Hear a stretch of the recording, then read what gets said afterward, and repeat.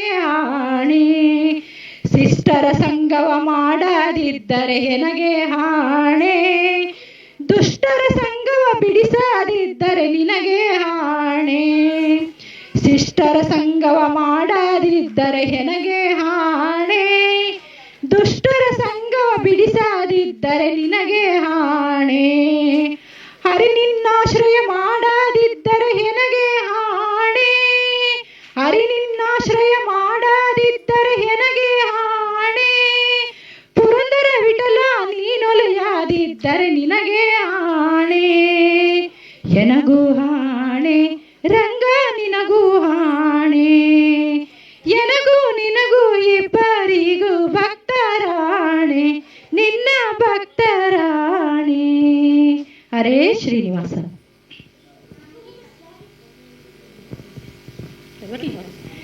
ಬಂದೇವ ಪುಂಡರಿಪುರಕ್ಕೆ ಪಾಂಡುರಂಗ ನಿನ್ನ ನೋಡುವುದಕ್ಕೆ. ಬಂದೇವ ಪಂಡರಿಪುರಕ್ಕೆ ಪಾಂಡುರಂಗ ನಿನ್ನ ನೋಡುವುದಕ್ಕೆ. ಪಾಂಡುರಂಗ ನಿನ್ನ ನೋಡುವುದಕ್ಕೆ. ಭವ ಬಂಧನವ ಕಳೆಯುವುದಕ್ಕೆ. ರಂಗಾನ ಮುದು ಮುಖ ದ್ವಾರ ಎಷ್ಟೇಳಲದರ ವಿಸ್ತಾರ. ರಂಗಾನ ಮುದು ಮುಖ ದ್ವಾರ ಎಷ್ಟೇಳಲದರ ವಿಸ್ತಾರ. ಚಿನ್ನಾದ ಮಾಣಿಕ್ಯದ ಗೋಪುರ, ಚಿನ್ನಾದ ಮಾಣಿಕ್ಯದ ಗೋಪುರ, ಹಿಟ್ಟಂಗಿ ಮೇಲ್ ನಿಂತದೀರ. ಬಂದೇವ ಪಂಡರಿಪುರಕ್ಕೆ ಪಾಂಡುರಂಗ ನಿನ್ನ ನೋಡುವುದಕ್ಕೆ. ಚಂದ್ರಭಾಗ ಸ್ನಾನವ ಮಾಡಿ ಮುದದಿಂದ ಪದಗಳ ಹಾಡಿ. ಚಂದ್ರಭಾಗ ಸ್ನಾನವ ಮಾಡಿ ಮುದದಿಂದ ಪದಗಳ ಹಾಡಿ. ಪಾಂಡುರಂಗ ವಿಠಲನ ನೋಡಿ ಪುಂಡರೀಕ ವರದನ ಬೇಡಿ. ಪಾಂಡುರಂಗ ವಿಠಲನ ನೋಡಿ ಪುಂಡರೀಕ ವರದನ ಬೇಡಿ. ಬಂದೇವ ಪಂಢರಿಪುರಕ್ಕೆ ಪಾಂಡುರಂಗ ನಿನ್ನ ನೋಡುವುದಕ್ಕೆ. ಅಕ್ರೂರರಿಗೊಲಿದನೆ ವಿಠಲ, ಅಂಬರೀಷಗೊಲಿದನೆ ವಿಠಲ. ಅಕ್ರೂರಗೊಲಿದನೆ ವಿಠಲ, ಅಂಬರೀಷಗೊಲಿದನೆ ವಿಠಲ. ಪ್ರಹ್ಲಾದಗೊಲಿದನೆ ವಿಠಲ, ಪಾಂಡುರಂಗ ವಿಠಲನೆ ಈತ. ಪಾಂಡುರಂಗ ವಿಠಲನೆ ಈತ. ಬಂದೇವ ಪಂಢರಿಪುರಕ್ಕೆ ಪಾಂಡುರಂಗ ನಿನ್ನ ನೋಡುವುದಕ್ಕೆ. ಪಾಂಡುರಂಗ ನಿನ್ನ ನೋಡುವುದಕ್ಕೆ. ಹರೇ ಶ್ರೀನಿವಾಸ.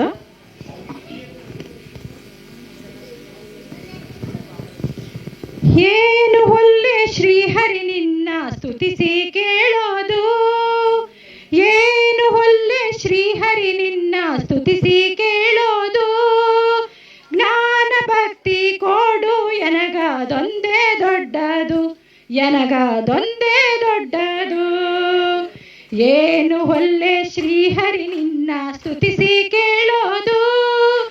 ಜ್ಞಾನ ಭಕ್ತಿ ಕೊಡು ಎನಗದೊಂದೇ ದೊಡ್ಡದು, ಎನಗದೊಂದೇ ದೊಡ್ಡದು. ಹಿಂದೆ ನನ್ನ ಬೈದವರೆಲ್ಲ ಅಂದಣವೇರಲಿ, ಮುಂದೆ ನನ್ನ ಬೈದವರೆಲ್ಲ ಚಂದಾಗಿರಲಿ. ಹಿಂದೆ ನನ್ನ ಬೈದವರೆಲ್ಲ ಅಂದಣವೇರಲಿ, ಮುಂದೆ ನನ್ನ ಬೈದವರೆಲ್ಲ ಚಂದಾಗಿರಲಿ.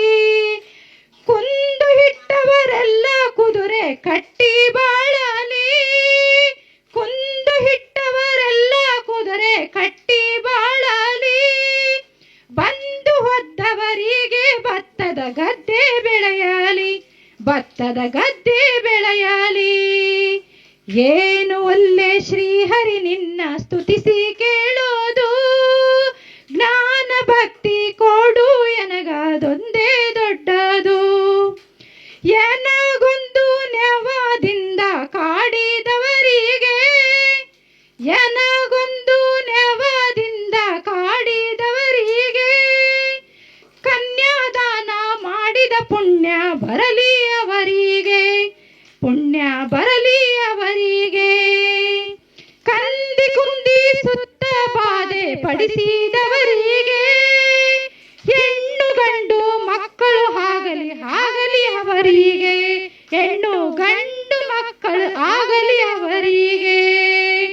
ಜನರೊಳು ಮಾನಭಂಗ ಮಾಡಿದವರಿಗೆ, ಜನರೊಳು ಮಾನಭಂಗ ಮಾಡಿದವರಿಗೆ ಜೇನು ತುಪ್ಪ ಸಕ್ಕರೆ ಊಟ ಆಗಲಿ ಅವರಿಗೆ, ಜೇನು ತುಪ್ಪ ಸಕ್ಕರೆ ಊಟ ಆಗಲಿ ಅವರಿಗೆ.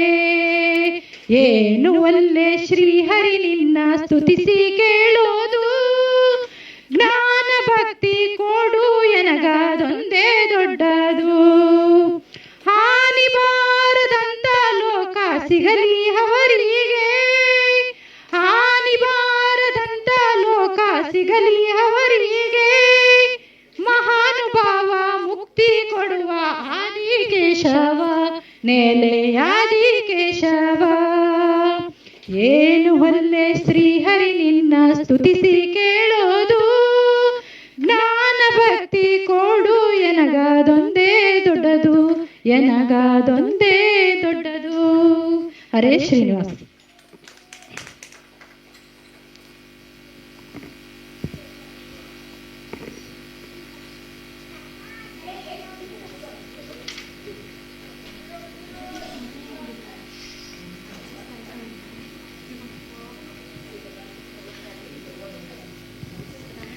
ಹಾದಿ ಮೆರೆದು ಬಂದನಲ್ಲೇ ಮನಾರು ಕೃಷ್ಣ, ಹಾದಿ ಮೆರೆದು ಬಂದನಲ್ಲೇ, ಹಾದಿ ಮೆರೆದು ಬಂದನಲ್ಲೇ ಮನಾರು ಕೃಷ್ಣ, ಬೀದಿ ಮೆರೆದು ಬಂದನಲ್ಲೇ.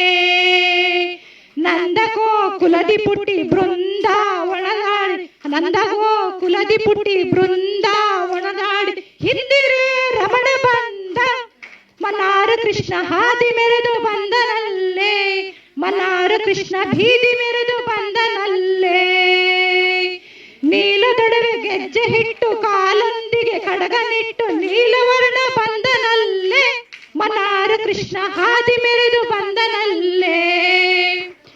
ವಾರ ತುರುಬು ಜಾರ ಮಲ್ಕು ಆರಳೆ ಗೋಡೆನಿಟ್ಟು ನಿತ್ಯೋತ್ಸವ ಬಂದನಲ್ಲೇ. ಮನಾರು ಕೃಷ್ಣ ಹಾದಿ ಮೆರೆದು ಬಂದನಲ್ಲೇ. ಕಡಗೋಲ ನೇಹ ಬಿಡಿದು ಕಡೆಯ ಮಗನನೇ ಉಡುಪಿ ಕೃಷ್ಣ ಬಂದನಲ್ಲೇ. ಮನಾರು ಕೃಷ್ಣ ಹಾದಿ ಮೆರೆದು ಬಂದನಲ್ಲೇ.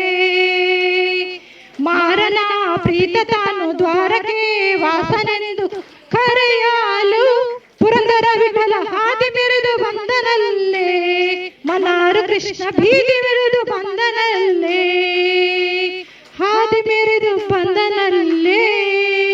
ಮನಾರು ಕೃಷ್ಣ ಬೀದಿ ಮೆರೆದು ಬಂದನಲ್ಲೇ. ಹರೇ ಶ್ರೀನಿವಾಸ. ಇಕೋ ನೋಡೆ ರಂಗನ ತನ ಪುಟ್ಟ ಪಾದವ, ಇಕೋ ನೋಡೆ ರಂಗನ ತನ ಪುಟ್ಟ ಪಾದವ. ಸಿಕ್ಕಿತೆ ಶ್ರೀ ಲಕ್ಷ್ಮೀಪತಿಯ ದಿವ್ಯ ಪಾದವ. ಇಕೋ ನೋಡೆ ರಂಗನ ತನ ಪುಟ್ಟ ಪಾದವ. ಸಿಕ್ಕಿತೆ ಶ್ರೀ ಲಕ್ಷ್ಮೀಪತಿಯ ದಿವ್ಯ ಪಾದವ. ಶಂಖ ಚಕ್ರ ಗದಾ ಪದ್ಮ ಅಂಕಿತ ಪಾದವ. ಶಂಖ ಚಕ್ರ ಗದಾ ಪದ್ಮ ಅಂಕಿತ ಪಾದವ. ಅಂಕುಶ ಕುಲಿಶ ಧ್ವಜ ರೇಖ ಅಂಕಿತ ಪಾದವ. ಪಂಕಜಾಸನ ಹೃದಯದಲ್ಲಿ ನಲಿವ ಪಾದವ. ಸಂಕಟ ಹರಣ ವೆಂಕಟೇಶನ ದಿವ್ಯ ಪಾದವ. ಇಕೋ ನೋಡೆ ಲಲನೆ ಲಕ್ಷ್ಮಿ ಅಂಕದಲ್ಲಿ ನಲಿವ ಪಾದವ. ಜಲಜಾಸನ ಅಭಿಷ್ಟದಲ್ಲಿ ನಲಿವ ಪಾದವ. ಮಲ್ಲರ ಗೆದ್ದು ಕಂಸಾಸುರನ ಕೊಂದ ಪಾದವ. ಬಲಿ ಭಗೀರಥಿಯ ಪಡೆದ ಪಾದವ. ಇಕೋ ನೋಡೆ ರಂಗನಾಥನ ಪುಟ್ಟ ಪಾದವ. ಬಂಡೆಯ ಬಾಲೆಯ ಮಾಡಿದ ಉದ್ದಂಡ ಪಾದವ. ಬಂಡೆಯ ಬಾಲೆಯ ಮಾಡಿದ ಉದ್ದಂಡ ಪಾದವ. ಬಂಡಿಯಲ್ಲಿದ್ದ ಶಕಟಾಸುರನ ಒದ್ದ ಪಾದವ. ಅಂಡಜ ಹನುಮರ ಭುಜದೊಳಪುವ ಪಾದವ. ಕಂಡೆವೆ ಶ್ರೀರಂಗ ವಿಠಲನ ದಿವ್ಯ ಪಾದವ. ಇಕೋ ನೋಡೆ ರಂಗನಾಥನ ಪುಟ್ಟ ಪಾದವ. ಇಕೋ ನೋಡೆ. ಹರೇ ಶ್ರೀನಿವಾಸ.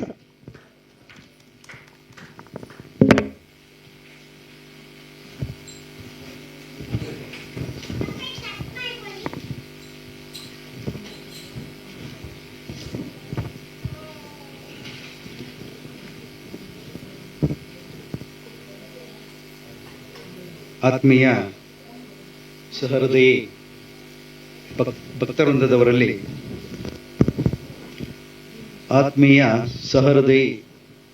ಭಕ್ತವೃಂದದವರಲ್ಲಿ ಸವಿನಯ ಪ್ರಾರ್ಥನೆ. 4ನೇ ದಿನವಾದ ಇಂದು ಶ್ರೀಮದ್ ಭಾಗವತ ಪುರಾಣ ಪ್ರವಚನದ ಸಪ್ತಾಹದ 4ನೇ ದಿನ. ಇವತ್ತು ಬಹಳ ವಿಶೇಷವಾದ ದಿನ. ಇಡೀ ಪ್ರಪಂಚವೇ ಕ್ಯಾಲೆಂಡರ್ ಇಯರ್, ಹೊಸ ವರ್ಷದ ಆಚರಣೆಯನ್ನು ಮಾಡ್ತಾ ಇದೆ. ಕ್ಯಾಲೆಂಡರ್ ಹೊಸ ವರ್ಷದ ಎಲ್ಲರಿಗೂ ಶುಭಾಶಯಗಳು. ಇಂದಿನ ಪ್ರವಚನ ಈಗ ಪೂಜ್ಯರು ಪ್ರಾರಂಭಿಸ್ತಾರೆ. ತಾವೆಲ್ಲ ಶ್ರವಣ ಮಾಡಿ ಅವರು ಹೇಳುವಂಥ ಅನೇಕ ವಿಷಯಗಳನ್ನು ಗ್ರಹಿಸಿ ನಮ್ಮ ಬದುಕಿನಲ್ಲಿ ಅದನ್ನು ಅಳವಡಿಸಿಕೊಳ್ಳಿಕ್ಕೆ ಪ್ರಯತ್ನ ಮಾಡೋಣ ಅಂತ ಹೇಳ್ತಾ ಪೂಜ್ಯರಿಗೆ ಈಗ ವೇದಿಕೆಯನ್ನು ಬಿಟ್ಟುಕೊಡ್ತಾ ಇದ್ದೀವಿ. ಶುಭವಾಗಲಿ.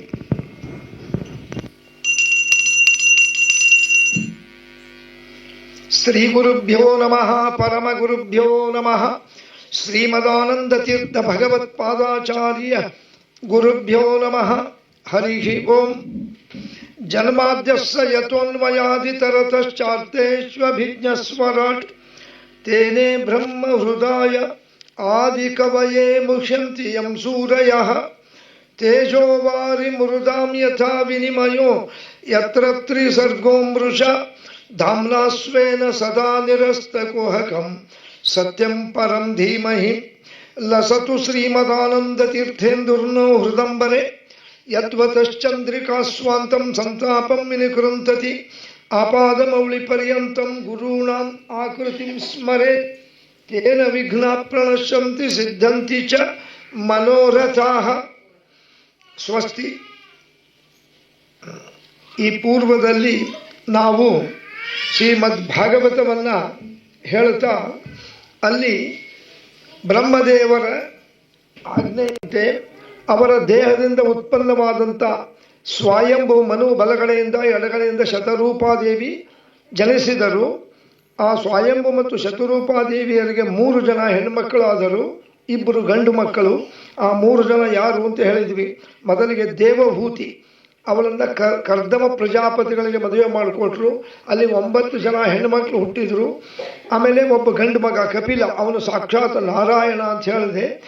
ನಂತರ ಕರ್ದಮರು ವಾನಪ್ರಸ್ಥಕ್ಕೆ ಹೋದ ಮೇಲೆ ಆ ದೇವಹೂತಿಗೆ ಕಪಿಲ ಋಷಿಗಳು ಅಂದರೆ ದೇವರು ಅವತಾರ ಮಾಡಿದಂಥ ಕಪಿಲ ಅನೇಕ ವಿಚಾರಗಳನ್ನು ನಿನ್ನೆ ಹೇಳಿದ್ವಿ.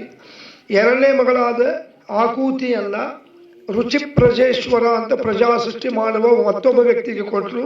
ಅವನು ಮಹಾಜ್ಞಾನಿ. ಅವರಲ್ಲಿ ಪರಮಾತ್ಮ ಯಜ್ಞ ಎಂಬ ಹೆಸರಿಂದ ಅವತಾರ ಮಾಡ್ತಾನೆ. ಅದಕ್ಕೆ ನಿತ್ಯಾನಿತ್ಯ ಜಗದ್ಧಾತ್ರೇ ನಿತ್ಯಾಯ ಜ್ಞಾನಮೂರ್ತಯೇ ಪೂರ್ಣಾನಂದಾಯ ಹರಯೇ ಸರ್ವಯಜ್ಞ ಭುಜೇ ನಮಃ. ಅಂದರೆ ಯಜ್ಞನಾಮಕ ಪರಮಾತ್ಮನೇ ಅಲ್ಲಿ ಅವತಾರ ಮಾಡಿದ, ನಾರಾಯಣನೇ.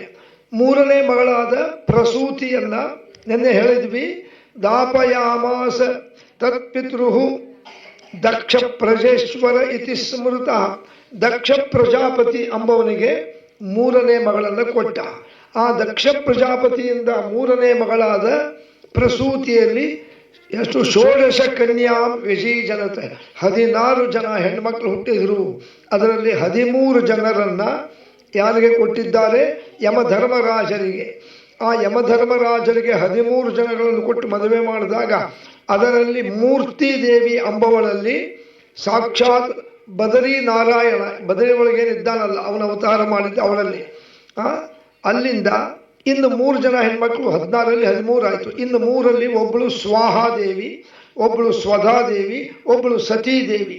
ಸ್ವಾಹಾದೇವಿಯನ್ನ ಒಬ್ಬ ಅಗ್ನಿಗೆ, ಸ್ವಧಾದೇವಿಯನ್ನ ಒಬ್ಬ ಅಗ್ನಿಗೆ ಕೊಟ್ಟ ಮೇಲೆ 3ನೇ ಮಗಳಾದ ಸತೀದೇವಿ ಅಂದರೆ ಕೊನೆ ಮಗಳು, ಅವಳಿಗೆ ದಾಕ್ಷಾಯಿಣಿ ಅಂತ ಹೆಸರು. ದಾಪಯಾಮಾಸ ತಂ ಪುತ್ರಿಂ ರುದ್ರಾಯ ಪರಮೋನ್ನತಂ, ಶ್ರೇಷ್ಠರಾದ ಮಹಾರುದ್ರದೇವರು ಈಶ್ವರನಿಗೆ ಕೊಟ್ಟು ಮದುವೆ ಮಾಡಿದ. ನಾನೆಲ್ಲ ಹೇಳಿದೆ, ಎಲ್ಲರಿಗೂ ಮಕ್ಕಳಾದರು, ಆದರೆ ಸತೀದೇವಿಗೆ ಆಗಲಿಲ್ಲ, ದಾಕ್ಷಾಯಿಣಿಗೆ. ಯಾಕಾಗಲಿಲ್ಲರಿ? ಸುಂದರವಾಗಿದ್ದಂಥ ಹುಳಿಯವಳು, ರುದ್ರದೇವರು ಸಾಕ್ಷಾತ್ ಕೈಲಾಸಪತಿ. ಯಾಕಾಗಲಿಲ್ಲ ಮಕ್ಕಳು ಅಂದರೆ ಅವಳು ಬಹಳ ದಿವಸ ದೇಹದಿಂದ ಇರಲಿಲ್ಲ. ಒಂದು ಕಾರಣದಿಂದ ದೇಹ ಬಿಟ್ಟುಬಿಟ್ಲು. ಯಾಕೆ ಬಿಟ್ಲು? ಅದಕ್ಕೆ ಕೇಳ್ತಾರೆ ಪರೀಕ್ಷಿತ ರಾಜು, ಕಿಮತ್ರಂ ಕಾರಣಂ ಭ್ರೂಯುಹು ಸಾದೇವಿ ತ್ಯಕ್ತದೇವಾನ್ಗತ. ಯಾಕೆ ಅವಳು ದೇಹ ಬಿಟ್ಲು, ಏನಾಯಿತು ಅಂದರೆ ಅದಕ್ಕೆ ಹಿಂದಿನ ವಿಚಾರ ಹೇಳ್ತಾರೆ. ಒಮ್ಮೆ ಏನಾಗಿದೆ, ಆ ದಕ್ಷ ಪ್ರಜಾಪತಿಯ ಒಂದು ಸಭೆ ನಡೀತಾ ಇತ್ತು. ಎಲ್ಲರೂ ಬಂದಿದ್ದರು, ದೇವಾದಿ ದೇವತೆಗಳು, ಋಷಿಗಳು, ಮುನಿಗಳು, ಗಂಧರ್ವರು ಎಲ್ಲರೂ ಬಂದಿದ್ದರು. ಅಲ್ಲೇನಾಗಿದೆ, ಆ ದಕ್ಷ ಪ್ರಜಾಪತಿಯ ಅಳಿಯ ರುದ್ರದೇವರು ಬಂದಿದ್ದರು, ಈಶ್ವರನು ಬಂದಿದ್ದ. ಯಾಕೆ ತನ್ನ ಮಾವಂದ ಸಭೆ ಅಲ್ಲ. ಆದರೆ ರುದ್ರದೇವರದು ಒಂದು ಸ್ವಭಾವ ಏನು ಅಂದರೆ ಸುಮ್ಮನೆ ಕೂಡಲ್ಲ, ಅವರು ಸುಮ್ಮನೆ ಕೂತ್ಕೊಂಬಲ್ಲ. ಯಾವಾಗಲೂ ಜಪ ತಪ ಧ್ಯಾನ ಇದೆ. ಕಣ್ಣು ಮುಚ್ಕೊಂಡು ಯಾವಾಗಲೂ ಧ್ಯಾನ ಮಾಡ್ತಿರ್ತಾರೆ. ಏನೇ ಮಾಡಲಿ ಯಾರಾದರೂ ಗಮನ ಇರಲ್ಲ. ನೀವು ನೋಡಿರ್ಬೋದು, ಕೈಲಾಸದಲ್ಲಿ ಯಾವಾಗಲೂ ತಪಸ್ಸು ಧ್ಯಾನ, ಈಶ್ವರ. ಅದರಂತೆ ಅಲ್ಲಿ ಬಂದು ಕೂತಿದ್ರು. ಈಶ್ವರ ಕೂತಾನೆ, ಎಲ್ಲ ದೇವತೆಗಳು ಕೂತಾರೆ. ದಕ್ಷ ಪ್ರಜಾಪತಿ ಒಳಗೆ ಬಂದ. ನೋಡ್ರಿ, ದಕ್ಷ ಪ್ರಜಾಪತಿ ಅಂದ್ರೆ ಏನು ಅಂದರೆ, ಇವತ್ತು ಉದಾಹರಣೆ ಹೇಳಬೇಕು ಅಂದರೆ ವಿಧಾನಸೌಧದಲ್ಲಿ ಅಥವಾ ಲೋಕಸಭೆ ಒಳಗೆ ಸ್ಪೀಕರ್ ಇದ್ದಂಗೆ. ಸ್ಪೀಕರಿಗೆ ಭಾಳ ಪವರ್, ನಿಮಗೆ ಗೊತ್ತಿರ್ಬೋದು. ಈ ಸ್ಪೀಕರಿಗೆ ಎಷ್ಟು ಪವರ್ ಇರ್ತದೆ ಅಂದರೆ, ಅವರು ಮುಖ್ಯಮಂತ್ರಿ ಇರ್ಬೋದು, ಸ್ವಲ್ಪ ಬಿಹೇವಿಯರ್ ಸರಿ ಇಲ್ದಿದ್ರೆ ಈ ಸಭೆ ಮುಗಿಯೋ ತನಕ ನೀವು ಹೊರ ಕೂತ್ಕೊಳ್ರಿ ಎಂದು ಕೂಡಿಸ್ಬೋದು. ಕೆಳಗಿಳಿದ ಮೇಲೆ ಪವರ್ ಇಲ್ಲ ಅವರಿಗೆ. ಆ ಲೋಕಸಭೆ ಸ್ಪೀಕರ್ ಸೀಟ್ನಾಗ ಕೂತಾಗ ಭಾಳ ಪವರ್. ಪ್ರಧಾನಮಂತ್ರಿ ಕೂಡ ಹೇಳ್ಬೋದು, ಅವರು ಒಂದು ಸ್ವಲ್ಪ ತನಕ ನೀವು ಅಲ್ಲಿ ಕೂಡ್ರಿ ಅಂತ, ಆ ಮೇಲೆ ಕೂತಾಗ. ಹಾಗೆ ಈ ಪ್ರಜಾಪತಿ ಒಳಗೆ ಬಂದಾಗ ಎಲ್ಲ ಎದ್ದು ನಿಂತರು. ಅವನು ಬಂದು ನೋಡ್ದ, ಎಲ್ಲರೂ ಎದ್ದು ನಿಂತಿದ್ರು. ಒಂದ್ಸತಿ ಹಿಂಗೆ ನೋಡ್ದ. ಒಂದು ವಿಚಾರ ಏನು ಅಂದರೆ, ರಾಜಕೀಯ ವ್ಯಕ್ತಿಗಳಿಗೆ ಯಾರು ನಮಗೆ ಗೌರವ ಕೊಡ್ತಾರೆ ಗಮನ ಇರಲ್ಲ, ಯಾರು ಕಪ್ಪು ಬಾವುಟ ತೋರಿಸ್ತಾರೆ ಅದನ್ನು ನೋಡ್ತಿರ್ತಾರೆ. ನೋಡ್ಬೇಕು, ಪರೀಕ್ಷೆ ಮಾಡಿ. ಎಲ್ಲರೂ ಸಭೆ ಒಳಗೆ ಬಂದ ಹಿಂದೆ ನೋಡ್ತಾರೆ, ಯಾರು ನಮಗೆ ಕಪ್ಪು ಬಾವುಟ ತೋರಿಸ್ತಾರೇನೋ. ಅದರಂತೆ ಪ್ರಜಾಪತಿ, ದಕ್ಷ ಪ್ರಜಾಪತಿ ಒಂದು ಸ್ವಲ್ಪ ಭಾಳ ಅಹಂಕಾರ. ನಾನು ದೊಡ್ಡ ಪ್ರಜಾಪತಿ, ಎಲ್ಲರ ಮೇಲೆ ಅಂತ, ನಾನು ಸ್ಪೀಕರ್ ಇದ್ದಂಗೆ ಅಂತ. ಹಿಂಗೆ ಬಂದ, ಹಿಂಗೆ ನೋಡಿದ್ರೆ ಎಲ್ಲರೂ ಎದ್ದು ನಿಂತು ಗೌರವ ಕೊಟ್ಟರು. ಈಶ್ವರ ಹೇಳಲಿಲ್ಲ, ಮುಂದೆ ಕೂತಿದ್ದ. ಸಿಟ್ಕೊಂಡು ಬಿಡ್ತೀರಿ. ಎಲ್ಲ ದೇವಾದಿ ದೇವತೆಗಳು ಎದ್ದಾಗ ನನ್ನ ಸ್ವಂತ ಅಳಿಯ, ನನ್ನ ಮಗಳು ಸತೀದೇವಿಯ ಪತಿ, ನನ್ನ ಅಳಿಯ ಇವನು ಸತೀಶ, ಯಾಕೆ ಹೇಳಲಿಲ್ಲ ಅಂತಂದ. ಹಾಗಾದ್ರೆ ಒಂದು ಸ್ವಲ್ಪ ನೋಡ್ದ, ಹೇಳ್ತಾನೇನೋ ಅಂತ. ಹೇಳಲಿಲ್ಲ, ಸಿಟ್ಟು ಬಂದ್ಬಿಡ್ತೀರಿ.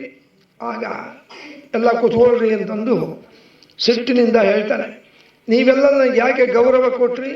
ನಾನು ಪ್ರಜಾಪತಿ ಪ್ರಜೇಶ್ವರ ಅಂತ ನೀವು ಕೊಟ್ರಿ. ಆದರೆ ನೋಡ್ರಿ, ನನ್ನ ಅಳಿಯ, ಸ್ವತಃ ನನ್ನ ಅಳಿಯ ನನಗೆ ಗೌರವ ಕೊಡಲಿಲ್ಲ. ಆ ಕಣ್ಣು ಮುಚ್ಕೊಂಡು ಧ್ಯಾನ ಮಾಡ್ತಾನೆ. ಲೋಕದ ಯಾರಿಲ್ದು ತಪಸ್ಸವನ್ನೊಬ್ಬನೇ ಮಾಡ್ತಾನೆ ಅಂತ ಬೈದ. ಅಷ್ಟಕ್ಕೆ ಸಮಾಧಾನ ಆಗಲಿಲ್ಲ. ಏನ್ರಿ ನನ್ನ ಅಳಿಯ, ಅವನ ಹೆಸರು ಶಿವ ಅಂತ. ಶಿವ ಅಂದರೆ ಸಂಸ್ಕೃತದಲ್ಲಿ ಮಂಗಳ ಅಂತ. ಈ ಶಿವ, ಶಿವಂ ಶಿವೋ ಭೂತ್ ಅಂತ, ಶಿವಂ ಶುಭಂ ಶಿವಂ ಭೂಯಾತ್. ಈಗ ಪ್ರವೇಶ ಮಾಡಿದ ಬರೀತಾರೆ ನೋಡ್ರಿ, ಶುಭಂ ವಾಸ್ತು, ಶಿವಂ ವಾಸ್ತು, ಮಂಗಳಕರವಾದ ವಾಸ್ತು. ಇವನಿಗೆ ಯಾರು ಶಿವ ಅಂತ ಹೆಸರಿಟ್ಟಾರೆ? ಇವನ ಅಶಿವ, ಅಮಂಗಳ ಬೈದ ಅಳಿಯನಿಗೆ. ಯಾಕಂದ್ರೆ ನೋಡ್ರಿ, ಅವನ ವೇಷ ನೋಡ್ರಿ ಗೊತ್ತಾಗ್ತದೆ ಅಲ್ರಿ. ನಾನು ಒಳ್ಳೊಳ್ಳೆ ಬಂಗಾರದ ಮುತ್ತಿನ ಮಾಲೆಗಳನ್ನು ಕೊಟ್ಟಿದ್ದೆ, ಅದನ್ನೆಲ್ಲ ಮನೆಯಾಗಿಟ್ಟು ರುಂಡ ಮಾಲೆ ಹಾಕೊಂಡಾನೆ. ಅಂದರೆ ಶವ ಸಂಸ್ಕಾರ ಆದಮೇಲೆ ತಲೆ ಬುರುಡೆ, ಸ್ಕಲ್ ಅಂತಾನೆ, ರುಂಡ ಮಾಲೆ ಹಾಕ್ಯಾನೆ ಅಲ್ರಿ. ಶವ ಹೆಣ ಸುಟ್ಟ ಮೇಲೆ ಆ ತಲೆ ಬುರುಡೆ ಹಾಕೊಂಡ್ರೆ ಹೆಂಗೆ ಮಂಗಳ ಆಗ್ತಾರ್ರಿ? ಅಮಂಗಳ. ಆಮೇಲೆ ಒಳ್ಳೆ ಮನೆ ಕಟ್ಟಿಕೊಟ್ಟೆ, ಅಂತಃಪುರ ಅರಮನೆ. ಅದನ್ನು ಬಿಟ್ಟು ಸ್ಮಶಾನ ವಾಸಿಯಾಗ್ಯಾನೆ. ಈಶ್ವರನ ವಾಸ ಸ್ಮಶಾನ. ಹೋಗ್ಲಪ್ಪ, ಶ್ರೀಗಂಧ ಹಚ್ಕೋತಾನೇನು ಇಲ್ಲ, ಶವ ಸುಟ್ಟ ಬೂದಿ ಹಚ್ಕೋತಾನೆ. ಅಲ್ಲಪ್ಪ ಯಾವ್ದಾರ ಒಂದರ ಮಂಗಳ ಅದನ್ನ ಶವ ಸುಟ್ಟು ಹೆಣ ಸುಟ್ಟಂತ ಬೂದಿ ಹಚ್ಕೋತಾನೆ, ರುಂಡ ಮಾಲೆ ಹಾಕೋತಾನೆ. ಹೋಗಲಪ್ಪ, ಒಳ್ಳೊಳ್ಳೆ ಪೀತಾಂಬರ ಕೊಟ್ಟೆ, ಅದ ಬಿಟ್ಟು ಗಜ ಚರ್ಮ ಉಟ್ಕೊಂತಾನೆ. ಅಲ್ರಿ ಹೆಂಗ್ರಿ ಮಂಗಳ? ಎಂತ ಮೂರ್ಖರಿ, ಬಾಯಿ ಬಂದಂಗೆ ಬೈಲಿಕ್ಕೆ ಬಿಟ್ಟು ನೋಡ್ರಿ. ಇಷ್ಟು ಬೈದ್ರೆ ಒಂದು ಈಶ್ವರನ ಗಮನನೇ ಇಲ್ಲ. ಅವ್ರ ಕಣ್ಣು ಮುಚ್ಕೊಂಡು ಪೂರ್ತಿ ನರಸಿಂಹ ಜಪ ಮಾಡ್ತಿದ್ರು. ಆಗ ಈಶ್ವರನ ಜೊತೆಗೆ ಬಂದಂಥ ನಂದಿ ಮತ್ತು ಭೃಂಗಿ ಅಂತ ಅವನ ಸೇವಕರು ಎದ್ದು ನಿಂತು ಕಿಮತ್ರಂ ನೋಡ್ರಿ ದಾಪಯಾಮಾಸ ನಿಂದಾ ಕಾರ್ಯಂ ಪರಿವರ್ಜಯೇ, ಕೈ ಮುಗಿತೀನಿ ದಕ್ಷ ಪ್ರಜಾಪತಿ. ಅವರು ಭಾಳ ಒಳ್ಳೆಯವರು, ಈಶ್ವರ ರುದ್ರದೇವರು, ಅವರಿಗೆ ಬೈಬಾರ. ಸುಂಬಾಯಿ ಮುಚ್ಕೊಂಡು ಕೂತ್ಕೋ ಅಂತ ಅವ್ರಿಗೂ. ನೀವ್ಯಾರು ಹೇಳಲಿಕ್ಕೆ? ಅವನು ನನ್ನ ಅಳಿಯ, ತಪ್ಪು ಮಾಡಲೇ ನಾನು ಬೈತೀನಿ. ನೀವೆಲ್ಲ ಇದಕ್ಕೆ ನನಗೆ ಗೌರವ ಕೊಟ್ಟಾಗ ಗರ್ವದಿಂದ ಹಂಗೆ ಕೂತಾನೆ, ಅಯೋಗ್ಯ ಮತ್ತೊಂದ. ನೋಡ್ರಿ, ಹಿಂಗೆ ಬೈಯೋ ಹೊತ್ತಿನಲ್ಲಿ ಅಲ್ಲಿ ಕೆಲವು ಋಷಿಗಳು ಕೂತಿದ್ರು. ಅದರಲ್ಲಿ ಭೃಗು ಋಷಿಗಳು, ಭೃಗು ಅಂತ ದೊಡ್ಡ ಋಷಿ. ಅವರು ಬೈಯೋದು ನೋಡಿ, ಅವರು ದೊಡ್ಡವರು ಅಂದಮೇಲೆ ಹೇಳಬೇಕು, ಬೇಡಪ್ಪ ಬೈಬೇಡ ಅನ್ನಲಿಲ್ಲ. ಭಾಳ ಚೆನ್ನಾಗಿ ಬೈತೀಯಪ್ಪ ಅಂತ ತಮ್ಮ ಗಂಟ ನಿವರಿಸ್ಕೊಂಡ ಹಿಂಗೆ, ಭಾಳ ಚೆನ್ನಾಗಿ ಬೈತೀಯ ಅಂತಂದರು. ಅಲ್ಲಿ ಒಬ್ಬ ಸೂರ್ಯ ಕೂತಿದ್ದ. ಸೂರ್ಯ ಒಬ್ಬನೇ ಸೂರ್ಯ ಅಲ್ಲ, ಒಂದೊಂದು ತಿಂಗಳಿಗೆ ಒಬ್ಬ ಸೂರ್ಯ. ನಾವು ಒಬ್ಬನೇ ಅಂತ ತಿಳ್ಕೊಂಡಿರ್ತೀವಿ. 12 ಜನ ಸೂರ್ಯರು. ಅಲ್ಲಿ ಇಬ್ಬರು ಸೂರ್ಯರು ಕೂತಿದ್ರು. ಒಬ್ಬನು ಪೂಷ ಅಂತ, ಒಬ್ಬನು ಭಗ ಅಂತ ಒಬ್ಬನು ಸೂರ್ಯ. ಪೂಷ ಎಂಬ ಒಬ್ಬ ಸೂರ್ಯ, ಭಗ ಅಂತ ಒಬ್ಬ ಸೂರ್ಯ. ಆ ಪೂಷ ಎಂಬ ಸೂರ್ಯ ಜೋರ ನಗರಿಗೆ ಹತ್ತಿಬಿಟ್ಟ. ಹೆಂಗೆ ಬೈತಿ ದಕ್ಷ ಪ್ರಜಾಪತಿ, ಬಹಳ ಚೆನ್ನಾಗಿ ನೀ ಬೈತೀಯ ಅಂತಂದು ಆ ಬೈಯೋ ಹೊತ್ತಿನಲ್ಲಿ ಬೇಡ ಅನ್ನಲಿಲ್ಲ, ನಗರಿಗೆ ಹತ್ತಿದ್ದ. ಜೋರ ಬಾಯಿ ತೆಗೆದು ಆ ಭಗ ಅಂಬೋನು ಕಣ್ಣನ್ನು ನೋಡ್ಲಿಕ್ಕೆ ಹತ್ತಿದ್ದ. ಹೆಂಗೆ ಬೈಲಿಕ್ಕೆ ಹತ್ತಾನೆ? ಯಾರೂ ಬೇಡ ಅನ್ನಲಿಲ್ಲ, ಬೈಲಿಕ್ಕೆ ಉತ್ತೇಜನ ಕೊಟ್ಟರು. ಅಲ್ಲಿಂದ ಸರಿ ಇಷ್ಟೊತ್ತಾದ ಮೇಲೆ ಗದ್ದಲು ಶುರುವಾಗಿಬಿಡ್ತು.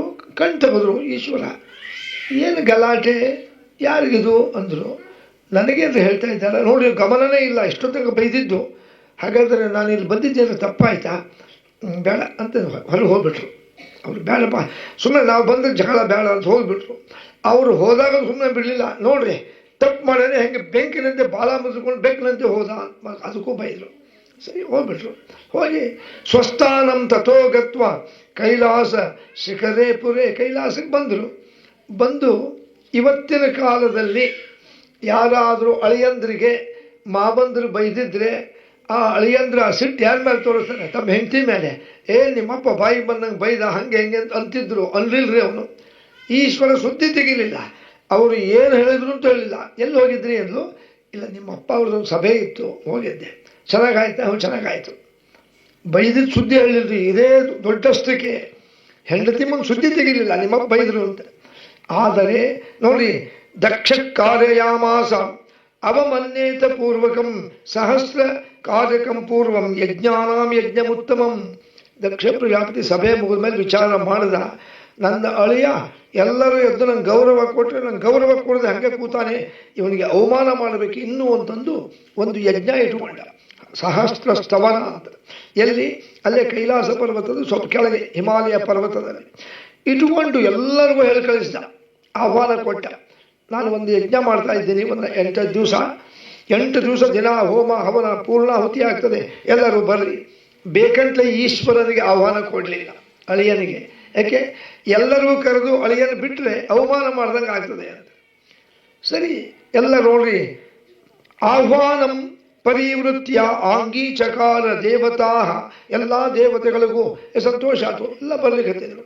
ಹೋಗೋ ಮುಂದೆ ಕೈಲಾಸದ ಮುಂದೆ ಹೋಗಬೇಕು, ರಸ್ತೆ ಮೇಲೆ.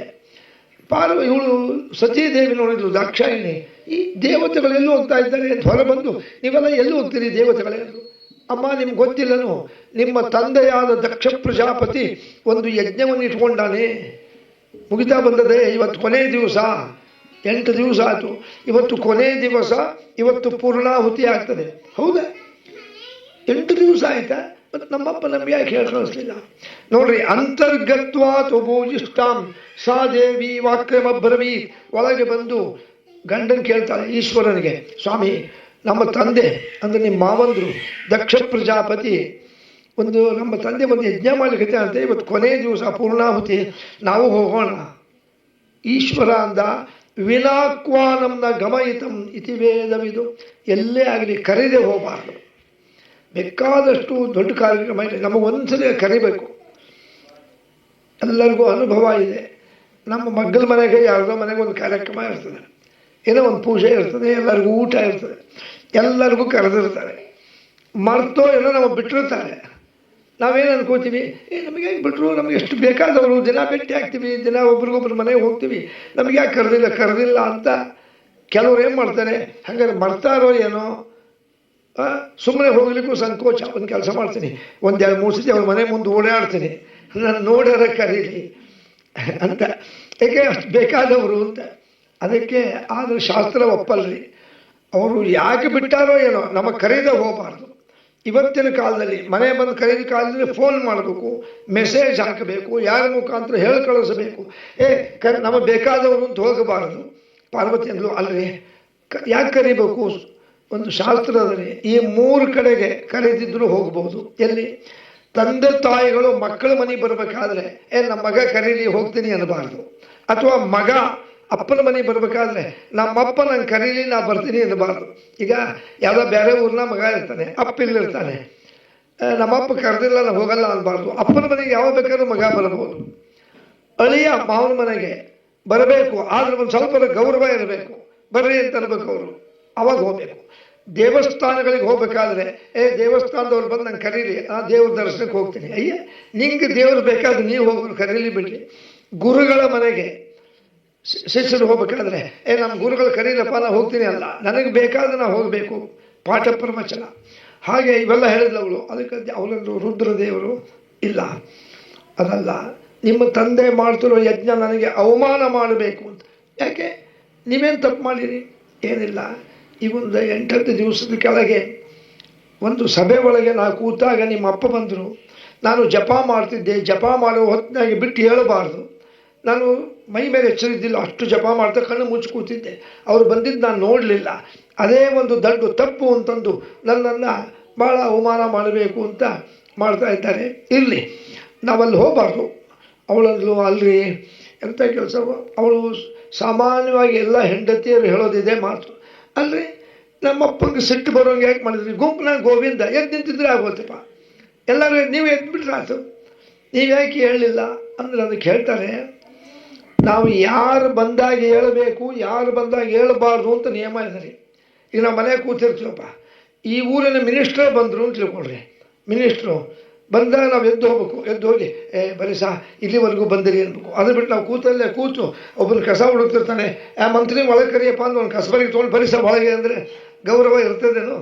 ಇಲ್ಲ ಅಂತ. ಅಥವಾ ನಮ್ಮ ಗುರುಗಳು ಬಂದರು, ಸ್ವಾಮಿಗಳು ಬಂದರು, ದೊಡ್ಡವರು ಬಂದರು, ನಾವು ಎದ್ದು ಹೋಗಲೇಬೇಕು. ಚಿಕ್ಕವರು ಬಂದಾಗ ಕಸ ಹುಡುಗವರು ಯಾರೋ ಭಿಕ್ಷಕರು ಬಂದಾಗ ಎದ್ದೆದ್ದು ಹೋಗಬಾರ್ದು. ಹಾಗೆ ರುದ್ರದೇವರು ಹೇಳ್ತಾರೆ, ನಾನು ಯಾಕೆ ಹೇಳಲಿಲ್ಲ, ನಾನು ನರಸಿಂಹದೇವರು ಜಪ ಮಾಡ್ತಿದ್ದೆ, ಆ ಜಪ ಬಿಟ್ಟು ಹೇಳಬಾರ್ದು, ಅದಕ್ಕೆ ಹೇಳಲಿಲ್ಲ. ಇರಲಿ, ಈಗ ಹೋಗೋಂಬರ್ರಿ ಅಂದರು. ಇಲ್ಲ, ನಾನು ಬರಬಾರ್ದು, ಯಾಕೆಂದ್ರೆ ನನಗೆ ಒಂದು ಸ್ವಲ್ಪ ಕರಿಬೇಕು. ಅಲ್ಲರಿ, ಕರಿಬೇಕು ಯಾಕೆ? ಹಂಗೆ ಒಂದು ಕೆಲಸ ಮಾಡಿ, ನಾನು ಹೋಗಲ್ಲ. ನೋಡು ಸತಿ ದಾಕ್ಷಾಯಿಣಿ, ನಾನು ನಿನಗೆ ಹೋಗು ಅಂತ ಹೇಳಲ್ಲ, ಬೇಡ ಅಂತ ಹೇಳಲ್ಲ. ನನ್ನ ಕೇಳಿದರೆ ಕರೀದೆ ಹೋಗಬಾರ್ದು. ಅಲ್ರಿ, ನಮ್ಮ ಅಕ್ಕಂಗೆಂದೆಲ್ಲ ಬಂದಿರ್ತಾರೆ, ಎಲ್ಲರೂ ಇರ್ತಾರೆ, ಸಂಭ್ರಮ ಇರ್ತದೆ.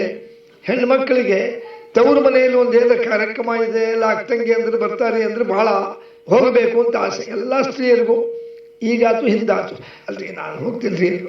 ಕೊನೆಗೆ ಈಶ್ವರ ಅಂದ, ಒಂದು ಕೆಲಸ ಮಾಡು, ನಾನು ನಿನಗೆ ಹೋಗು ಅಂತ ಹೇಳಲ್ಲ, ಬೇಡ ಅಂತ ಹೇಳಲ್ಲ, ನಿನ್ನ ಇಷ್ಟ ಅಂದುಬಿಟ್ಟ. ಹಾಗೆ ನಾನು ಹೋಗ್ತೀನಿ ಅಂತ ಹೊರಟು ಬಿಟ್ಟ ಅವಳು. ನೋಡ್ರಿ, ತತ್ರ ಗತ್ವಾ ನಿಷ್ಪಿಡ್ಯಾತ ಯಜ್ಞಾನಾಂ ಯಜ್ಞಮುತ್ತಮಂ ಸ್ವಪಿತೃ ಸಮೀಪೋ ಗತ್ವ. ಬಂದು ಕೂಡಲೇ ಹೋಮ ನಡೀತಾ ಇದೆ. ಮೇಲೆ ಕೂತ್ಕೊಂಡು ಹೋಮ ಮಾಡ್ತಾ ಇದ್ದಾನೆ. ಎಲ್ಲ ಕೂತಾರೆ. ಆ ಕಡೆಗೆ ಅವ್ರ ತಾಯಿ, ಅವರ ಅಕ್ಕಂಗೆಂದರು ಕೂತಾರೆ. ಇಲ್ಲಿ ದಕ್ಷ ಪ್ರಜಾಪತಿ ಹೋಮ ಮಾಡ್ತಾ ಇದ್ದಾನೆ. ಇವಳು ಹೊರಗೆ ಹೋದ್ರು. ಇವಳು ಏನು ತಿಳ್ಕೊಂಡ್ಲು, ನಾವು ಹೋದ್ಕೊಳ್ಳೆ ನಮ್ಮ ಅಪ್ಪ ನನಗೆ ಭಾಳ ಗೌರವ ಮಾಡ್ತಾನೆ ಅಂತಂದು ಒಳಗೆ ಹೋಗಿ ಅಪ್ಪನ ಹೋಗಿ, ಅಪ್ಪ ನಾನಪ್ಪ ನಿನ್ನ ಮಗಳು ದಾಕ್ಷಾಯಿಣಿ ಬಂದೀನಿ ಎಂದ್ಲು. ಅವಳನ್ನು ನೋಡಿ ನಗುಮುಖ ಕೂಡ ಮಾಡಲಿಲ್ಲ. ಅವಳನ್ನು ನೋಡ್ದಂಗೆ ಇದ್ದುಬಿಟ್ಟ. ಬಾ ಅಂತರಲಿಲ್ಲ. ಅಪ್ಪ ನಾನಪ್ಪ ನಿನ್ನ ಮಗಳು ಸತಿ. ಅವಳು ಇಟ್ಲತ್ತಿರಲಿಲ್ಲ. ಅವಳು ಇಟ್ಲಾಗಿದ್ದ ಬಂದು ಅಪ್ಪ ನಾನು ಬಂದೀನಿ ನೋಡಲೇ ಇಲ್ಲ, ಮುಖ ಕೊಟ್ಟೆ ಮಾತಾಡಲಿಲ್ಲ. ಅಷ್ಟೇ ಅಲ್ಲ, ಒಂಥರ ಸಿಟ್ಟಿನಾಗಿದ್ದಂಗಿದ್ದ. ಅಪ್ಪ ಅಂತ 2-3 ಸತಿ ಹೇಳಿದ್ಲು. ಕಣ್ಣ ನೀರು ಬಲ್ಲಿ ಕಟ್ಟಿಬಿಡ್ತು. ಯಾಕೆ ಯಾರಾದರೂ ಒಬ್ಬ ಸ್ತ್ರೀ ತನ್ನ ತಂದೆ ಮನೆಗೆ, ಗಂಡನ ಮನೆಯಿಂದ ತಂದೆ ಮನೆಗೆ ಬಂದಾಗ, ತಂದೆ ಆಯಿತು, ತಾಯಿ ಆಯಿತು, ಅಣ್ಣ ಆಯಿತು, ಅತ್ತಿಗೆ ಆಯಿತು, ನಮಗೆ ಸರಿಯಾಗಿ ಗೌರವ ಕೊಡದಿದ್ರೆ, ಸರಿಯಾಗಿ ನಮಗೆ ಒಂದು ಆದರ ಬಾ ಅಂತ ಅಲ್ಲಿದ್ರೆ ಮನಸ್ಸಿಗೆ ಭಾಳ ದುಃಖ ಆಗ್ತದೆ. ಸ್ತ್ರೀಯರಿಗೆ ಕಣ್ಣ ನೀರು ಬಂತು. ಕಣ್ಣು ಒರೆಸ್ಕೊಂಡು ಅವ್ರ ಅಮ್ಮನ ಹತ್ರ ಬಂದರು, ಪ್ರಸೂತಿ ಹತ್ರ. ಅಮ್ಮ ಯಾಕೆ ಅಪ್ಪ ಯಾವುದೋ ಹಳೇ ಸಿಟ್ಟಿಟ್ಕೊಂಡು ನನ್ನ ಯಾಕೆ ಮಾತಾಡಿಸ್ಲಿಲ್ಲ? ಇರ್ಲಿ ಬಿಡೋ, ಏನಾಗ್ತದೆ? ಅಲ್ಲ, ನಾ ಅಪ್ಪನ ಕಡೆ ಎಷ್ಟು ಕೈ ಮುಗಿದ್ರು ನಾನು ನೋಡಲಿಲ್ಲ. ಇರಲಿ ಹೋಮ ಮುಗಿಲಿ, ನಾ ಎಲ್ಲ ಸಮಾಧಾನ ಮಾಡ್ತೇನೆ, ಕೂತ್ಕೊ ಈಗ ಅಂದ್ಲು. ಪಾಪ ಅಲ್ಲೇ ಹೋಮ ನಡೀತಿದ್ದು ಕೂತಿದ್ಲು. ಅಷ್ಟೊತ್ತಿಗೆ ಏನಾಗಿದೆ, ಅವರು ಹೋಮ ಮಾಡಿಸ್ತಿದ್ರಲ್ಲ, ಹೋಮ ಹಾಕಬೇಕಾದ್ರೆ ಎಲ್ಲರಿಗೂ ಗೊತ್ತಿದೆ. ಒಬ್ಬರು ಚರು ಅಂತ ಹಾಕ್ತಿರ್ತಾರೆ, ದಕ್ಷ ಪ್ರಜಾಪತಿ ತುಪ್ಪ ಹಾಕ್ತಿರ್ತಾರೆ. ಅವರು ಪುರೋಹಿತರು ಹಾಕಪ್ಪ ಆಹುತಿ ಹಾಕು, ವಿಷ್ಣವೇ ಸ್ವಾಹ ವಿಷ್ಣವೇ ಇದನ್ನ ಮಮ ಅಂತ ಆಹುತಿ. ಮತ್ತೆ ಬ್ರಹ್ಮಣೇ ಸ್ವಾಹ ಬ್ರಹ್ಮಣ ಇದನ್ನ ಮಮ, ಇಂದ್ರಾಯ ಸ್ವಾಹ ಇಂದ್ರಾಯ ಇದನ್ನ ಮಮ, ಅಗ್ನೇಯ ಸ್ವಾಹ ಅಗ್ನೇ ಇದನ್ನ ಮಮ, ರುದ್ರಾಯ ಸ್ವಾಹ ಅಂತ ಅನ್ಲಿಕ್ಕೆ ಹೋದ್ರು ಪುರೋಹಿತರು. ತಡೀರಿ, ನಾವು ರುದ್ರನಿಗೆ ಆಹುತಿ ಕೊಡಲ್ಲ. ಇಲ್ಲ ದಕ್ಷ ಪ್ರಜಾಪತಿ, ಹೋಮದಲ್ಲಿ ರುದ್ರ ದೇವರಿಗೆ ಹೋಮ ಆಹುತಿ ಕೊಡ್ಲಿಕ್ಕೆ ಬೇಕು. ಅವನೇನ್ರಿ ಮೂರ್ಖ, ಅಯೋಗ್ಯ, ಕೊಡಲ್ಲ ಅಂದ್ಬಿಟ್ಟ. ಅಂದು ಕೂಡಲೇ ಅವರು ತಪ್ಪಾಗ್ತದೆ, ನಾ ಹೇಳ್ದಂಗೆ ನೀವು ಮಾಡ್ರಿ, ನಮಗೆ ರುದ್ರನ ಆಹುತಿ ಕೊಡಲ್ಲ. ಅವನೇನ್ರಿ ಮೂರ್ಖ ಮತ್ತೊಂದ. ಅಂದು ಕೂಡಲೇ ನೋಡ್ರಿ ಕೂತಿದ್ಲು ಹೆಂಡತಿ ಸತೀದೇವಿ. ತಶ್ರುತ್ವಾ ತದೇವಶ್ಚ ಸಾ ಸಾಧ್ವಿ ದುಃಖ ಕಾತರಂ ಪರಿವೀಕ್ಷಶ್ಚ ತದೃಶ್ಯಂ ಕರ್ಣೇನ ಪರಿತಾಪಿತಂ. ಅವಳಿಗೆ ಇಷ್ಟು ದುಃಖ ಆಯಿತು. ಶಾಸ್ತ್ರ ಹೇಳ್ತದೆ, ಈ 3 ಕೆಲಸವನ್ನು ನಾವು ಮಾಡಬಾರ್ದು. ಯಾರು? ಹೆಂಡತಿಯಾದವಳು ತನ್ನ ಗಂಡನಿಗೆ ಯಾರಾದರೂ ಬೈತಿದ್ರೆ, ನಿಂದ ಮಾಡ್ತಿದ್ರೆ, ಅವಮಾನ ಮಾಡ್ತಿದ್ರೆ ಸುಮ್ಮನೆ ಕೂತ್ಕೋಬಾರ್ದು. ಶಕ್ತಿ ಇದ್ರೆ ಹೋಗಿ ಅವ್ರು ಬಾಯಿ ಮುಚ್ಚಬೇಕು, ಇಲ್ಲ ಹೋರಾಡಬೇಕು, ಇಲ್ಲ ಕಿವಿ ಮುಚ್ಕೊಂಡು ಕೂಡಬೇಕು. ಅದು ಆಗಲಿದ್ರೆ ಎದ್ದು ಹೋಗಬೇಕು. ಸತಿ ನಿಜವಾದ ಪತಿವ್ರತೆಯಾದ ಹೆಂಡತಿ ಗಂಡನಿಗೆ ಯಾರಾದರೂ ಬೈತಿದ್ರೆ ಅದನ್ನು ಕೇಳಬಾರದು. ಅದರಂತೆ ಮಕ್ಕಳು ತಮ್ಮ ತಂದೆ ತಾಯಿಗಳಿಗೆ, ನಮ್ಮ ತಂದೆ ತಾಯಿಗಳಿಗೆ ಬೈತಿದ್ರೆ ಶಕ್ತಿ ಇದ್ರೆ ಅವ್ರು ಬಾಯಿ ಮುಚ್ಚಬೇಕು, ಇಲ್ಲ ಹೋರಾಡಬೇಕು, ಇಲ್ಲ ಕಿವಿ ಮುಚ್ಚಬೇಕು, ಇಲ್ಲ ಎದ್ದು ಹೋಗಬೇಕು. ಗುರುಗಳಿಗೆ ನಮ್ಮ ಎದುರುಗಾರ ನಿಂದ ಮಾಡ್ತಿದ್ರೆ ನಮ್ಮ ಗುರುಗಳಿಗೆ ಅದನ್ನು ಕೇಳ್ತಾ ಕೊಡಬಾರ್ದು, ಕಿವಿ ಮುಚ್ಕೋಬೇಕು, ಇಲ್ಲ ಎದ್ದು ಹೋಗಬೇಕು.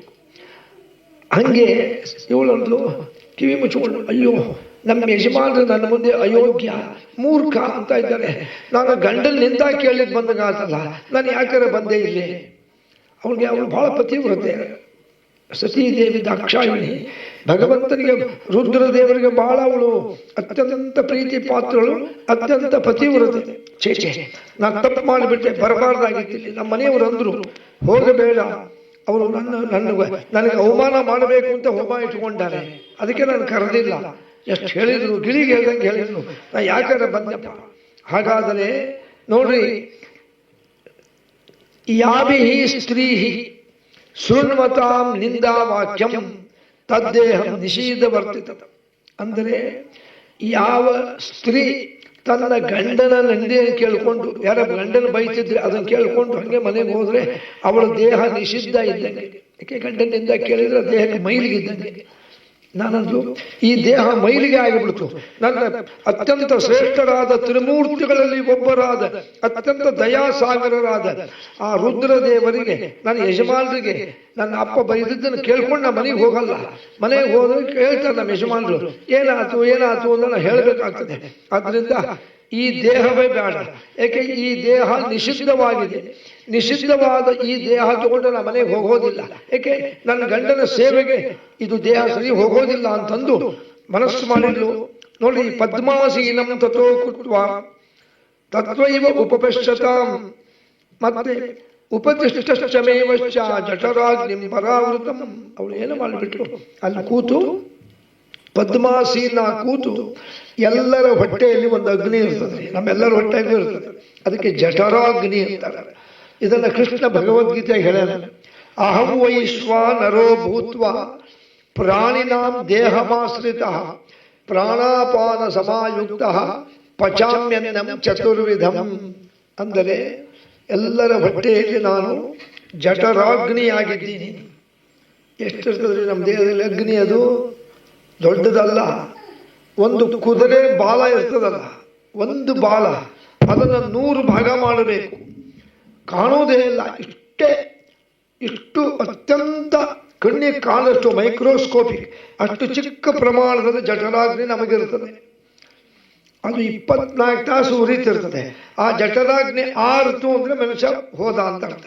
ಅದು ಆರೋದೇ ಇಲ್ಲ, ಜೀವ ಇರೋ ತನಕ ಇರ್ತದೆ. ಈ ವಿಚಾರ ನಾನು ನಿಮಗೆ ಹೇಳಲಿಕ್ಕೆ ಬೇಕು. ಆ ಜಠರಾಗ್ನಿ ಇದೆ ಅಲ್ಲ, ಎಲ್ಲಿರ್ತದಪ್ಪ? ದೇಹದ ನಾವು ಆಹಾರ ತಗೊಂತೀವಲ್ಲ, ಒಳಗೆ ಹೋದ ಮೇಲೆ ಅದು ಜಠರಾಗ್ನಿ ಇಷ್ಟಿರ್ತದೆ. ಅದರ ಮೇಲೆ ಒಂದು ಬಟ್ಲಿದ್ದಂಗೆ ಇರ್ತದೆ, ನೀರಿನ ಪ್ಲಾಸ್ಟಿಕ್ ಬಾಟ್ಲಿದ್ದಂಗೆ. ಅದರೊಳಗೆ ನೀರು, ನಾವು ಆಹಾರ ಎಲ್ಲ ಅದು ಬೀಳ್ತಿರ್ತದೆ. ಈ ಕೆಳಗೆ ಜಠರಾಗ್ನಿ ಅದನ್ನು ಕುದಿಸ್ತಾ ಇರ್ತದೆ, ಪಚನ ಮಾಡ್ತಿರ್ತದೆ. ಅದಕ್ಕೆ ಮತ್ತೆ ಕೃಷ್ಣ ಇದೇ ಹೇಳೋದು, ಅಹಂ ವೈಶ್ವ ನರೋ ಭೂತ್ವ ಪ್ರಾಣಿನಾಂ ದೇಹಮಾಶ್ರಿತ. ನಾನು ಪ್ರಾಣಿಗಳ ದೇಹದಲ್ಲಿ ಜಠರಾಗ್ನಿ ಆಗಿದ್ದೀನಿ. ನಾನು ಅದನ್ನು ಚೆನ್ನಾಗಿ ಪಚನ ಮಾಡಿ, ಒಂದು ಭಾಗ ರಕ್ತ, ಒಂದು ಭಾಗ ಮಾಂಸ, ಒಂದು ಭಾಗ ದೇಹಕ್ಕೆ ಶಕ್ತಿ, ಒಂದು ಭಾಗ ಬುದ್ಧಿಗೆ ಪ್ರಚೋದನೆ ಮಾಡ್ತೀನಿ. ಹಾಗಾದರೆ ಆ ಜಠರಾಗ್ನಿ ಅಷ್ಟೇ ಇದ್ರೆ ಸರಿ, ಅದು ದೊಡ್ಡದಾಗಬಾರದು. ಸತೀದೇವಿ ಏನು ಮಾಡಿಬಿಟ್ಲು, ಅವಳು ದೇವತೆ ನೋಡ್ರಿ, ತನ್ನ ಸಾಮರ್ಥ್ಯದಿಂದ ಆ ಜಠರಾಗ್ನಿಯನ್ನ ಜೋರಾಗಿ ಉರಿಲಿಕ್ಕೆ ಶುರು ಮಾಡಿಸ್ಬಿಟ್ಲು. ಅಂದ್ರೆ ದಗದಗ ಉರಿಲಿಕ್ಕೆ ಹತ್ಬಿಡ್ತು. ಒಂದು ಕ್ಷಣಾರ್ಧಕ್ಕೆ ಸುಟ್ಟು ಬೂದಿ ಆಗಿಬಿಟ್ಲು ಅವಳು. ನೋಡಿ, ದೇಹ ಬಿಟ್ಟುಬಿಟ್ಲು. ಆಗ ಪರಿವೀಕ್ಷಶ್ಚ ತದೃಶ್ಯಂ ಹಾಹಾಕಾರಂ ಹಾ ಕುರ್ವನ್ ಕಲೇವರನ್. ಆಗ ಎಲ್ಲ ಹಾಕಾರ ಮಾಡಿ ಕದ್ದುಬಿಟ್ರು. ಅವಳು ತಾಯಿ, ಅಯ್ಯೋ ಮಗಳೇ, ನೀನು ಎಂಥ ಕೆಲಸ ಮಾಡಿಬಿಟ್ಟೆ ಅಂದರು. ಅಪ್ಪ ಬಂದ, ಅವನಿಗೆ ಯಾವಾಗ ಒಂಥರ ಆಯ್ತು, ಇವತ್ತ ಕೆಲಸ ಆತಲ್ಲ ಅಂತ. ಏನು ಮಾಡಬೇಕು? ಪುರೋಹಿತರಂದ್ರು, ನೋಡಪ್ಪ ನೀನು ನಾಂದಿ ಇಟ್ಕೊಂಡ್ಯಾ, ನಾಂದಿ ಇಟ್ಕೊಂಡಾಗಿ ಮೈಲಿಗೆ ಇಲ್ಲ, ಬೇಗ ಹೋಮ ಮುಗಿಸ್ಬಿಡೋಣಂತೆ, ಆಮೇಲೆ ನಿನ್ನ ಮಗಳು ತೀರ್ಕೊಂಡದ ಬಗ್ಗೆ ವಿಚಾರ ಮಾಡ್ಬೋದು. ನೋಡ್ರಿ, ಎಲ್ಲ ಸುಮ್ಮನಿದ್ರು. ಆಗ ತಸ್ಮಿನ್ ಕಾಲೇ ಪರೇವಶ್ಚ ನಾರದೋ ಮುನಿ ಪುಂಗವ ಶೀಘ್ರಮೇವ ತಥೋ ಗಚ್ಚನ್ ಕೈಲಾಸ ಪುರಂ ಪ್ರತಿ. ಅಲ್ಲಿ ನಾರದರು ಬಂದಿದ್ರು. ಅಯ್ಯೋ ಎಂತ ಕೆಲಸ ಆಗ್ಬಿಡ್ತು, ಪಾಪ ಈಶ್ವರ ಬಂದಿಲ್ಲ, ಬರೀ ಸತ್ಯ ಹೆಂಡತಿ ಬಂದಾಳೆ, ಇಲ್ಲಿ ಸುಟ್ಕೊಂಡು ದಗ್ಗರಾಗ್ಬಿಟ್ರಲ್ಲಪ್ಪ, ಪಾಪ ರುದ್ರನಿಗೆ ಹೇಳಬೇಕು ಅಂತ ಓಡಿ ಬಂದರು. ನೋಡ್ರಿ, ಪಾಪ ರುದ್ರದೇವರು ಕೂತಿದ್ರು. ಬರೀ ನಾರದರು, ಏನು ದೂರ ಬಂದಿರಿ? ಪರಮಾತ್ಮ, ನಿನಗೇನು ಗೊತ್ತಿಲ್ಲ, ಇಲ್ಲಿ ಯಾಕೆ ಕೂತಿಯಪ್ಪ? ಯಾಕೆ? ಅಲ್ಲಿ ದೊಡ್ಡ ಅನಾಹುತ ಆಗಿದೆ. ಏನಾಗಿದೆ? ನಿನ್ನ ಹೆಂಡತಿ ಬಂದಿದ್ದಲ್ಲ, ಸತೀದೇವಿ ದಾಕ್ಷಾಯಿಣಿ, ಅವಳು ಅಲ್ಲಿ ಬಂದಾಗ ಆ ನಿನ್ನ ಮಾವ ದಕ್ಷ ಪ್ರಜಾಪತಿ ನಿನಗೆ ಏನೋ ಕೆಟ್ಟ ಮಾತು ಆಡ್ದ ಅಂತಂದು ಅದೇ ಮನಸ್ಸಾಗಿ ಇಟ್ಕೊಂಡು ಅಪ್ಪನ ಗಂಡನಿಂದ ಕೇಳಿದೆ ಅಂತಂದು ಆ ದೇಹನೇ ಬೇಡ ಅಂತ ಅಲ್ಲಿ ಸುಟ್ಟು ಬೂದಿ ಆಗಿಬಿಟ್ಲು. ಸತೀದೇವಿ ಸುಟ್ಟು ಬೂದಿ ಅಲ್ಲ. ನೋಡ್ರಿ, ಇಷ್ಟರ ತನಕ ಶಾಂತವಾಗಿದ್ದಂಥ ರುದ್ರದೇವರು ಅವರ ಸಿಟ್ಟು ಬರಬಾರದ್ರೆ, ಈಶ್ವರನ ಸಿಟ್ಟು ಬಂದರೆ ಲೋಕವೇ ಪ್ರಳಯ ಆಗ್ತದೆ. ಎದ್ದು ರುದ್ರ ತಾಂಡವ ಹಂಗೆ ಕುಣಿದಾಡ್ಲಿಕ್ಕೆ ಹತ್ಬಿಟ್ರು. ಹಂಗೆ ಹಂಗೆ ಏನಪ್ಪ ಪ್ರಪಂಚವೇ ಮುಳುಗಿ ಹೋಗ್ತದೆ, ಹಾರಾಡ್ಲಿಕ್ಕೆ ಹತ್ಬಿಟ್ರು. ಹಾರಾಡ್ಕೊನೆಗೆ ತನ್ನ ಜಟೆಯನ್ನು ಅಪ್ಪಳಿಸಿದ್ರು. ನೋಡ್ರಿ, ಆಗ ಒಬ್ಬ ದೇವತ, ಅವರೇ ಒಂದು ಅವತಾರ. ಯಾರು? ಅವನೇ ವೀರಭದ್ರ. ಅದಕ್ಕೆ ಮತ್ತೆ ವೀರಭದ್ರ ದೇವರು ನಮ್ಮೆಲ್ಲರಿಗೂ ದೇವರು.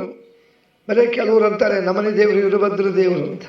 ನಾನು ತಮಾಷೆ ಮಾಡ್ತೀನಿ, ನಿಮ್ಮನೆ ದೇವರು ವೀರಭದ್ರ ಯಾಕೆ? ನಮ್ಮನೆ ದೇವರು ವೀರಭದ್ರ ದೇವರೇ. ಅರ್ಥಾತ್ ನಾವು ವೀರಭದ್ರನ ಮತದವರೇ.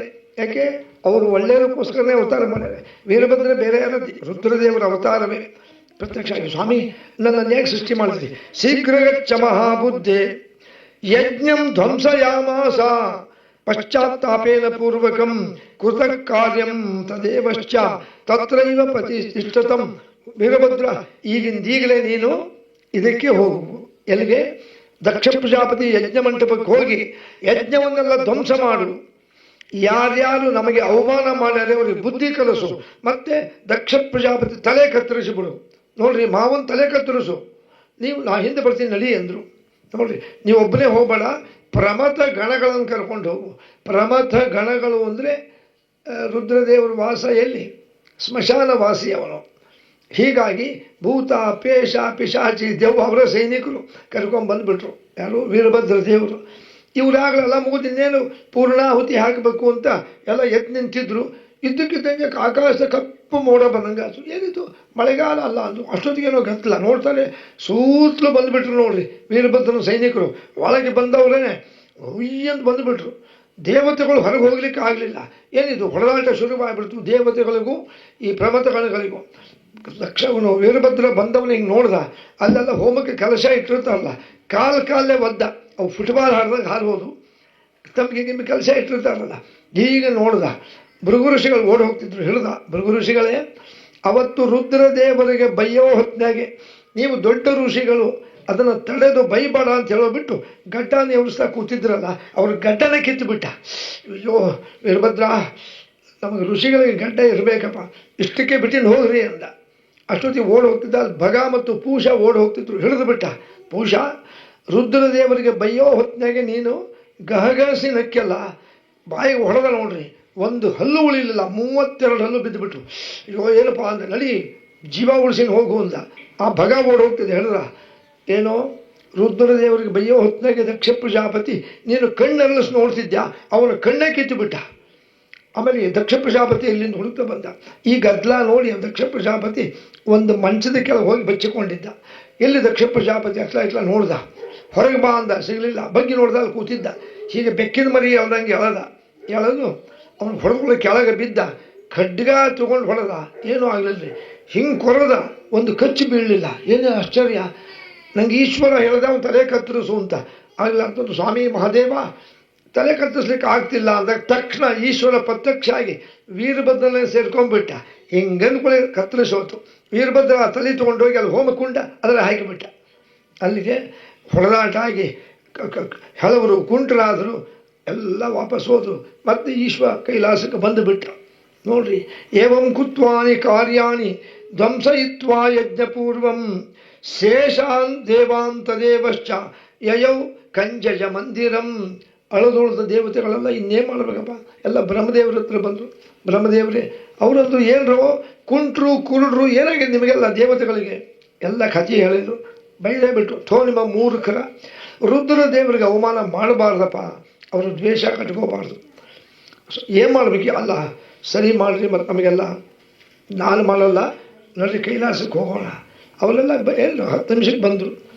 ಇಲ್ಲಿ ಒಂದು ನಾವು ತಿಳ್ಕೋಬೇಕು, ಕೈಲಾಸಕ್ಕೆ ಬಂದಾಗ ಈಶ್ವರ ಕೂತಿದ್ದ.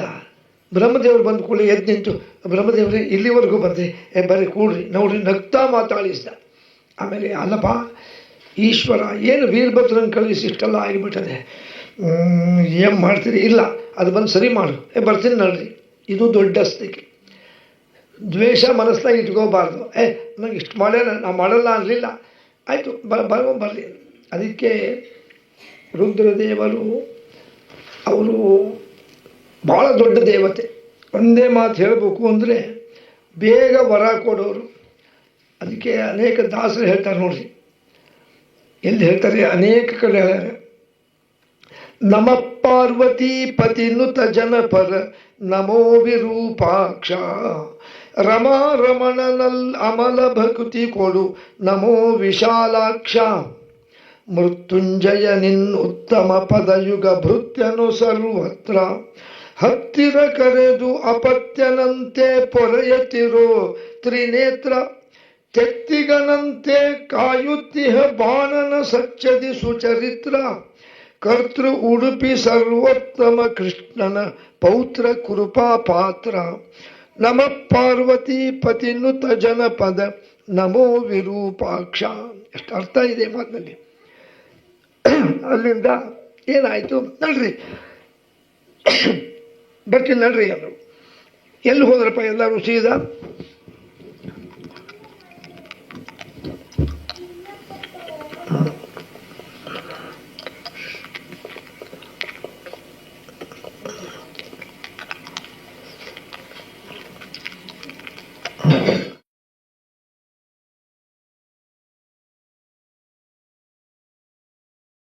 ದಕ್ಷ ಪ್ರಜಾಪತಿ ಬಂದರಿಗೆ. ಬ್ರಹ್ಮದೇವರೇ ನಾ ಏನು ಮಾಡಲಿ? ಏನಿಲ್ಲ, ಮೊದಲಿಗೆ ಯಾರ್ಯಾರಿಗೆ ಏನಾಗಿದೆ ಸರಿ ಮಾಡು. ಅಲ್ಲಿ ಭೃಗು ಋಷಿ ಕೂತಿದ್ರು, ಇವ್ರಿಗೆ ಗಡ್ಡ ಇಲ್ಲಪ್ಪ ಅಂದರು. ರುದ್ರದೇವರಂದರು ಗಡ್ಡ ಮತ್ತು ಬೆಳಿಬೇಕದು, ಅದೇನು ಮಾಡ್ಲಿಕ್ಕೆ ಬರಲ್ಲ. ಭೃಗು ಋಷಿಗಳಂದ್ರು ಇಲ್ಲಪ್ಪ, ಋಷಿಗಳಿಗೆ ಗಡ್ಡ ಮೀಸೆ ಇದ್ದರೆ ಚೆನ್ನಾಗಿ. ಹೌದಾ, ತಡೀರಿ ಅಂದರು. ಅಲ್ಲೊಂದು ಹೋತ ಇತ್ತು. ಹೋತ ಅಂದರೆ ಗಂಡು ಆಳು. ಇದು ಯಾಕೆ ಕಟ್ಟಿರಿ ಅಂದರು. ಇದು ಹೋಮ ಮಾಡಿದ್ಮೇಲೆ ಬಲಿ ಕೊಡಲಿಕ್ಕೆ.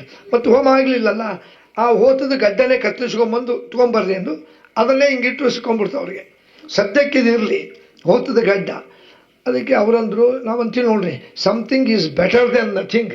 ಏನೂ ಇಲ್ಲ ಅನ್ನೋಕ್ಕಿಂತ ಸದ್ಯಕ್ಕೆ ಇದಿರಲಿ, ನನಗಷ್ಟೇ ಮರ್ಯಾದೆ ಇರ್ತದೆ. ಆಮೇಲೆ ಪೂಷ, ಇವನಿಗೆ ಹಲ್ಲಿಲ್ಲಪ್ಪ, ಹಲ್ಲು ಏನು ಮಾಡ್ಲಿಕ್ಕೆ ಬರ್ತದೆ ನೋಡಿ, ಏನರ ಮಾಡ್ರಿ. ಅವನಂದ, ಮಿತ್ರ ಅಂತ ಒಬ್ಬ ಸೂರ್ಯ ಇದ್ದಾನೆ, ನೀ ಯಾವಾಗ ಅವನ ಜೊತೆಗೆ ಇರು, ಊಟ ಮಾಡಬೇಕಾದ್ರೆ ಅಲ್ಲ. ಅವನು ಬಾಯಲ್ಲಿ ಹಾಕ್ಕೊಂಡು ನುರಿದ್ರೆ ಜಗದ್ರೆ ನಿನ್ನ ಬಾಯಲ್ಲಿ ಸಣ್ಣ ಆಗಲಿ. ಈಗ ಇಬ್ಬರು ಊಟಕ್ಕೆ ಕೂಡ್ರಪ್ಪ, ನೀನು ಮಿತ್ರ, ನೀನು ಅವನು ಚಪಾತಿ ಬಾಯಲ್ಲಿ ಹಾಕ್ಕೊಂಡ, ನೀನು ಒಂದು ತುಂಡು ಹಾಕೋ. ನೀನು ಜಗಿಯೋದು ಬೇಡ, ಅವನು ಬಾಯಲ್ಲಿ ಜಗದ್ರೆ ನಿನ್ನ ಬಾಯಲ್ಲಿ ತಾನಾಗಿ ಸಣ್ಣ ಆಗ್ತದೆ, ನುರಿತದೆ. ಹಾತು ಬಿಡ್ರಿ ಅಂತ. ಭಗ ಬಂದು ನಮ್ಮ ಕಣ್ಣಿಲ್ರಿ, ಕಣ್ಣು ಕಿತ್ತಾನ ನೋಡು. ಇನ್ಮೇಲೆ ಇನ್ನೊಬ್ಬ ಸೂರ್ಯ ಇದ್ದಾನೆ, ಮಿತ್ರ. ಇನ್ನೊಬ್ಬ ಸೂರ್ಯ ಅವನು ಯಾವುದು ಅಂತಂದರೆ ಮಿತ್ರ ಭಾನು ಒಬ್ಬ ಸೂರ್ಯ ಏನು ನೋಡ್ತಾನೆ ನಿಂಗೆ ಕಾಣಿಸ್ಲಿ, ಅವನ ಜೊತೆಗೆ ಇರು. ಹೀಗೆಲ್ಲ ಆಯಿತು ಅಲ್ಲಪ್ಪ. ಮತ್ತು ದಕ್ಷ ಪ್ರಜಾಪತಿಯನ್ನು ಬದುಕಿಸಬೇಕು. ಹೌದಾ, ಎಲ್ಲಿದ್ದಾನೆ?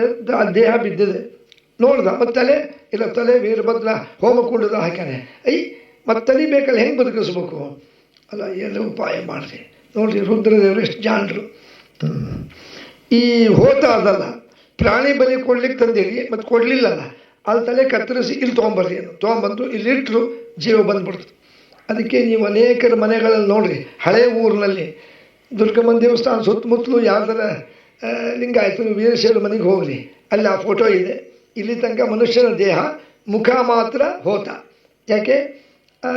ಅದು ದಕ್ಷ ಪ್ರಜಾಪತಿ. ನೋಡ್ರಿ, ಈಗ ನೋಡ್ರಿ ಏನಾಯಿತು. ಸಮುತ್ಥಾಯ ಸಾ ನೃಪ ದಕ್ಷೋ ತತ್ರ ಗಚ್ಚತಾಂ ಪಾದಮೂಲೆ ತಥೋ ಗತ್ವ ನಮಸ್ಕಾರೋಕ್ತಿ ಪೂರ್ವಕಂ. ಈಗ ಅವನಿಗೆ ಜೀವ ಬಂತಲ್ಲ, ಈಗ ಮೊದಲಿನ ದಕ್ಷ ಅಲ್ಲ, ಪಶ್ಚಾತ್ತಾಪ ಆಗಿತ್ತು. ಓಡ್ ಬಂದು ಕಾಲು ಹಿಡಿದು ಬಿಟ್ಟ ರುದ್ರದೇವರಿಗೆ, ನನ್ನನ್ನು ಕ್ಷಮಿಸಿ ಬಿಡ್ರಿ, ನಾ ಭಾಳ ತಪ್ಪು ಮಾಡಿದೆ, ನಾನು ಗರ್ವದಿಂದ ನಿಮಗೆ ಮಾಡಬಾರ್ದು ಮಾತಾಡಿದೆ, ಅವಮಾನ ಮಾಡಿದೆ, ನನ್ನನ್ನು ಕ್ಷಮಿಸಬೇಕು. ನೋಡಿ ಎಷ್ಟು ಶಾಂತ ಮೂರ್ತಿ ರೀ ರುದ್ರದೇವರು. ಮತ್ಯಾರಾದ್ರೂ ದ್ವೇಷ ಮಾಡ್ತಾರೆ.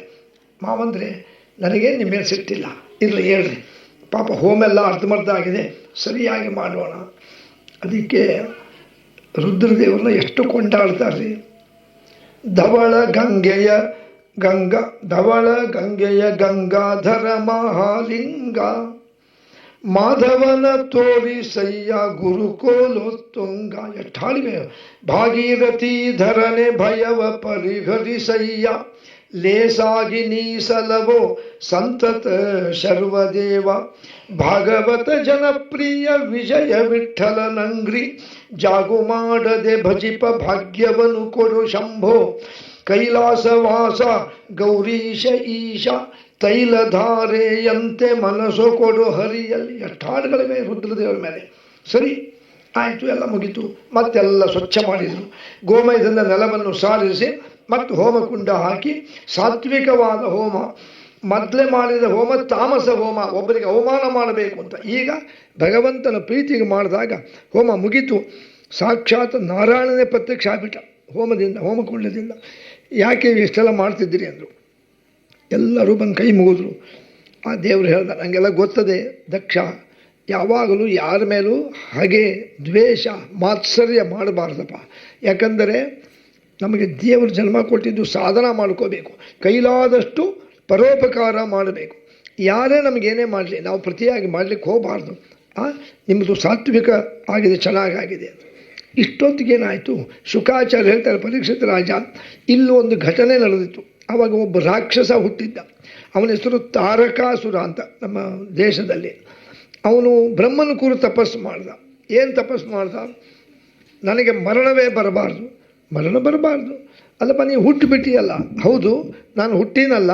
ನೋಡ್ರಿ, ನನಗೆ ರುದ್ರದೇವರ ವೀರ್ಯದಿಂದ ಹುಟ್ಟಿದಂಥ ಮಗನಿಂದ ಅಷ್ಟೇ ಬರಬೇಕು.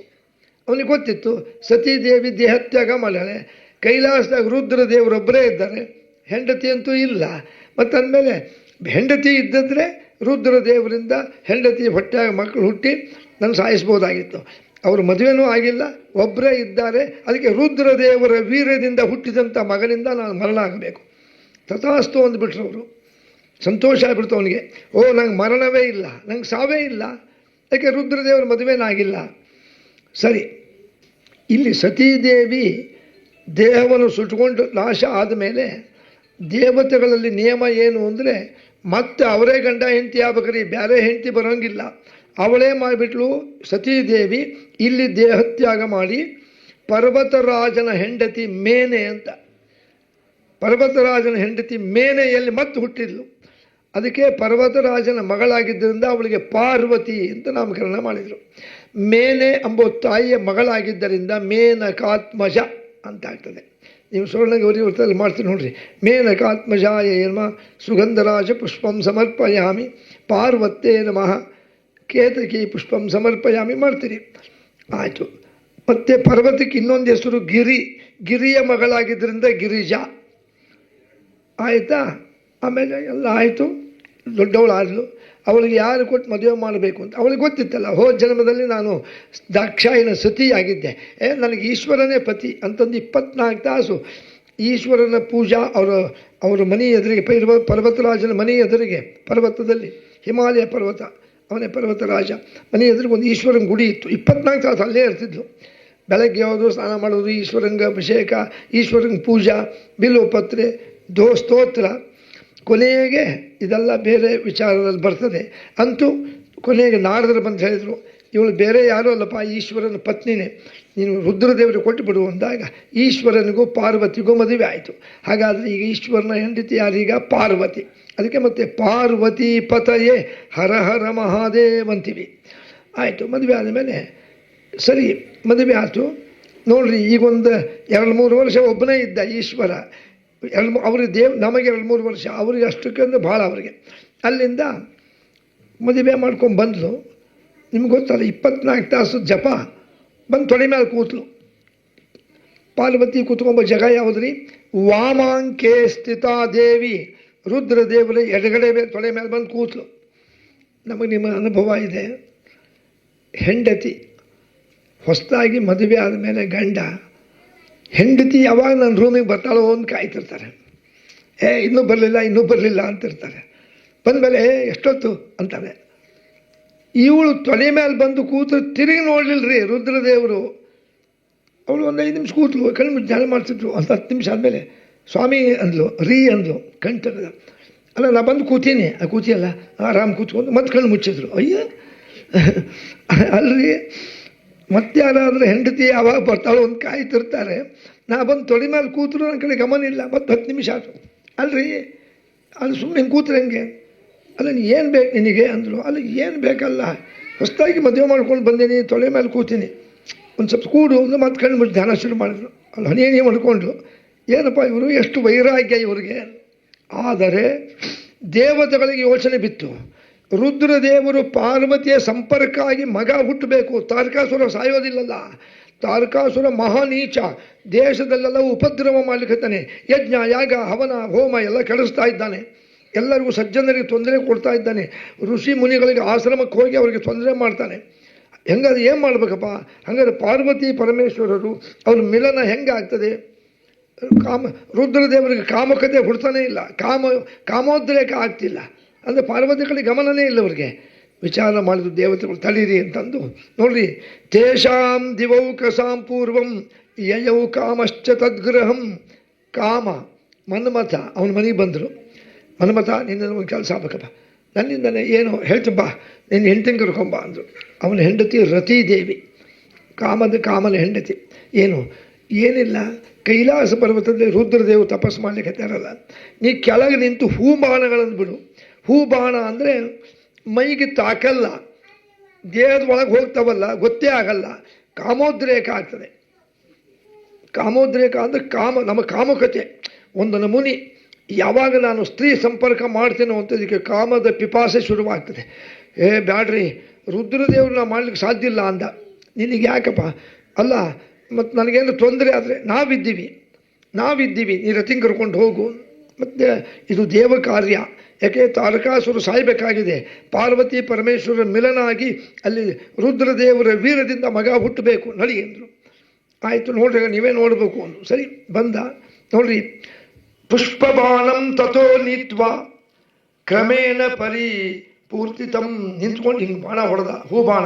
ಅದು ಹಿಂಗೆ ಬಂದು ರುದ್ರದೇವ ದೇಹ ಹೋಯ್ತು. ಅದು ಕಾಣೋದಿಲ್ಲ, ಅದು ಕಾಮ ಬಾಣ, ಕಾಣದೇ ಇರೋ ಬಾಣ. ರುದ್ರದೇವ ಒಂಥರ ತಪಸ್ ಮಾಡೋರಿಗೆ ಮನಸ್ಸಿಗೆ ವಿಚಲತೆ ಆಯಿತು, ಯಾಕೆ ಹಿಂಗಾಯ್ತು. ಇನ್ನೊಂದು ಬಾಣ ಬಿಟ್ಕೊಳ್ಳಿ ಅವರಿಗೆ ಕಾಮೋದ್ರೇಕ ಆಯಿತು, ಹಿಂಗೆ ಒದ್ದಾಡ್ಲಿಕ್ಕೆ ಹತ್ತಿದ್ರು. ಮೂರನೇ ಸತಿ ಬಿಟ್ಕೊಳ್ಳಿ ಕಣ್ತ ಹೋದ್ರು, ಯಾಕೆ ಹಿಂಗಾಗ್ತದೆ ಅಂದ್ರು.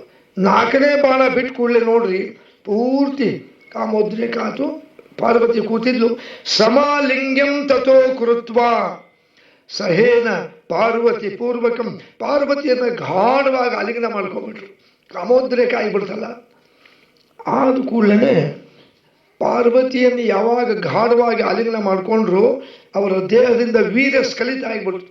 ಸ್ಖಲಿತೋ ವೀರ್ಯ ದೇಹಸ್ಯ, ಅದು ಪಾರ್ವತಿಯ ಗರ್ಭವನ್ನು ಸೇರಿಕೊಂತು. ಸ್ವಲ್ಪ ಹೊತ್ತು ಈಗ ನನಗೆ ಯಾಕೆ ಹಿಂಗಾಯ್ತು ನೋಡ್ತಾರೆ, ಕಾಮ ನಿಂತಿದ್ದ, ಸಿಟ್ಟು ಬಂದು ಬಿಡ್ತೀರಿ. ತನ್ನ ಮೂರನೇ ಕಣ್ಣು ತೆಗೆದು ಬಿಟ್ಟ ರುದ್ರದೇವರು. ಬೆಂಕಿ ಕಿಡಿಗಳು ಬಂದು ಸುಟ್ಟು ಬೂದಿ ಆಗಿಬಿಟ್ಟ ಕಾಮ, ಏಕೆ ನಾನು ತಪಸ್ ಕೆಡಿಸಿದ ಅಂತ.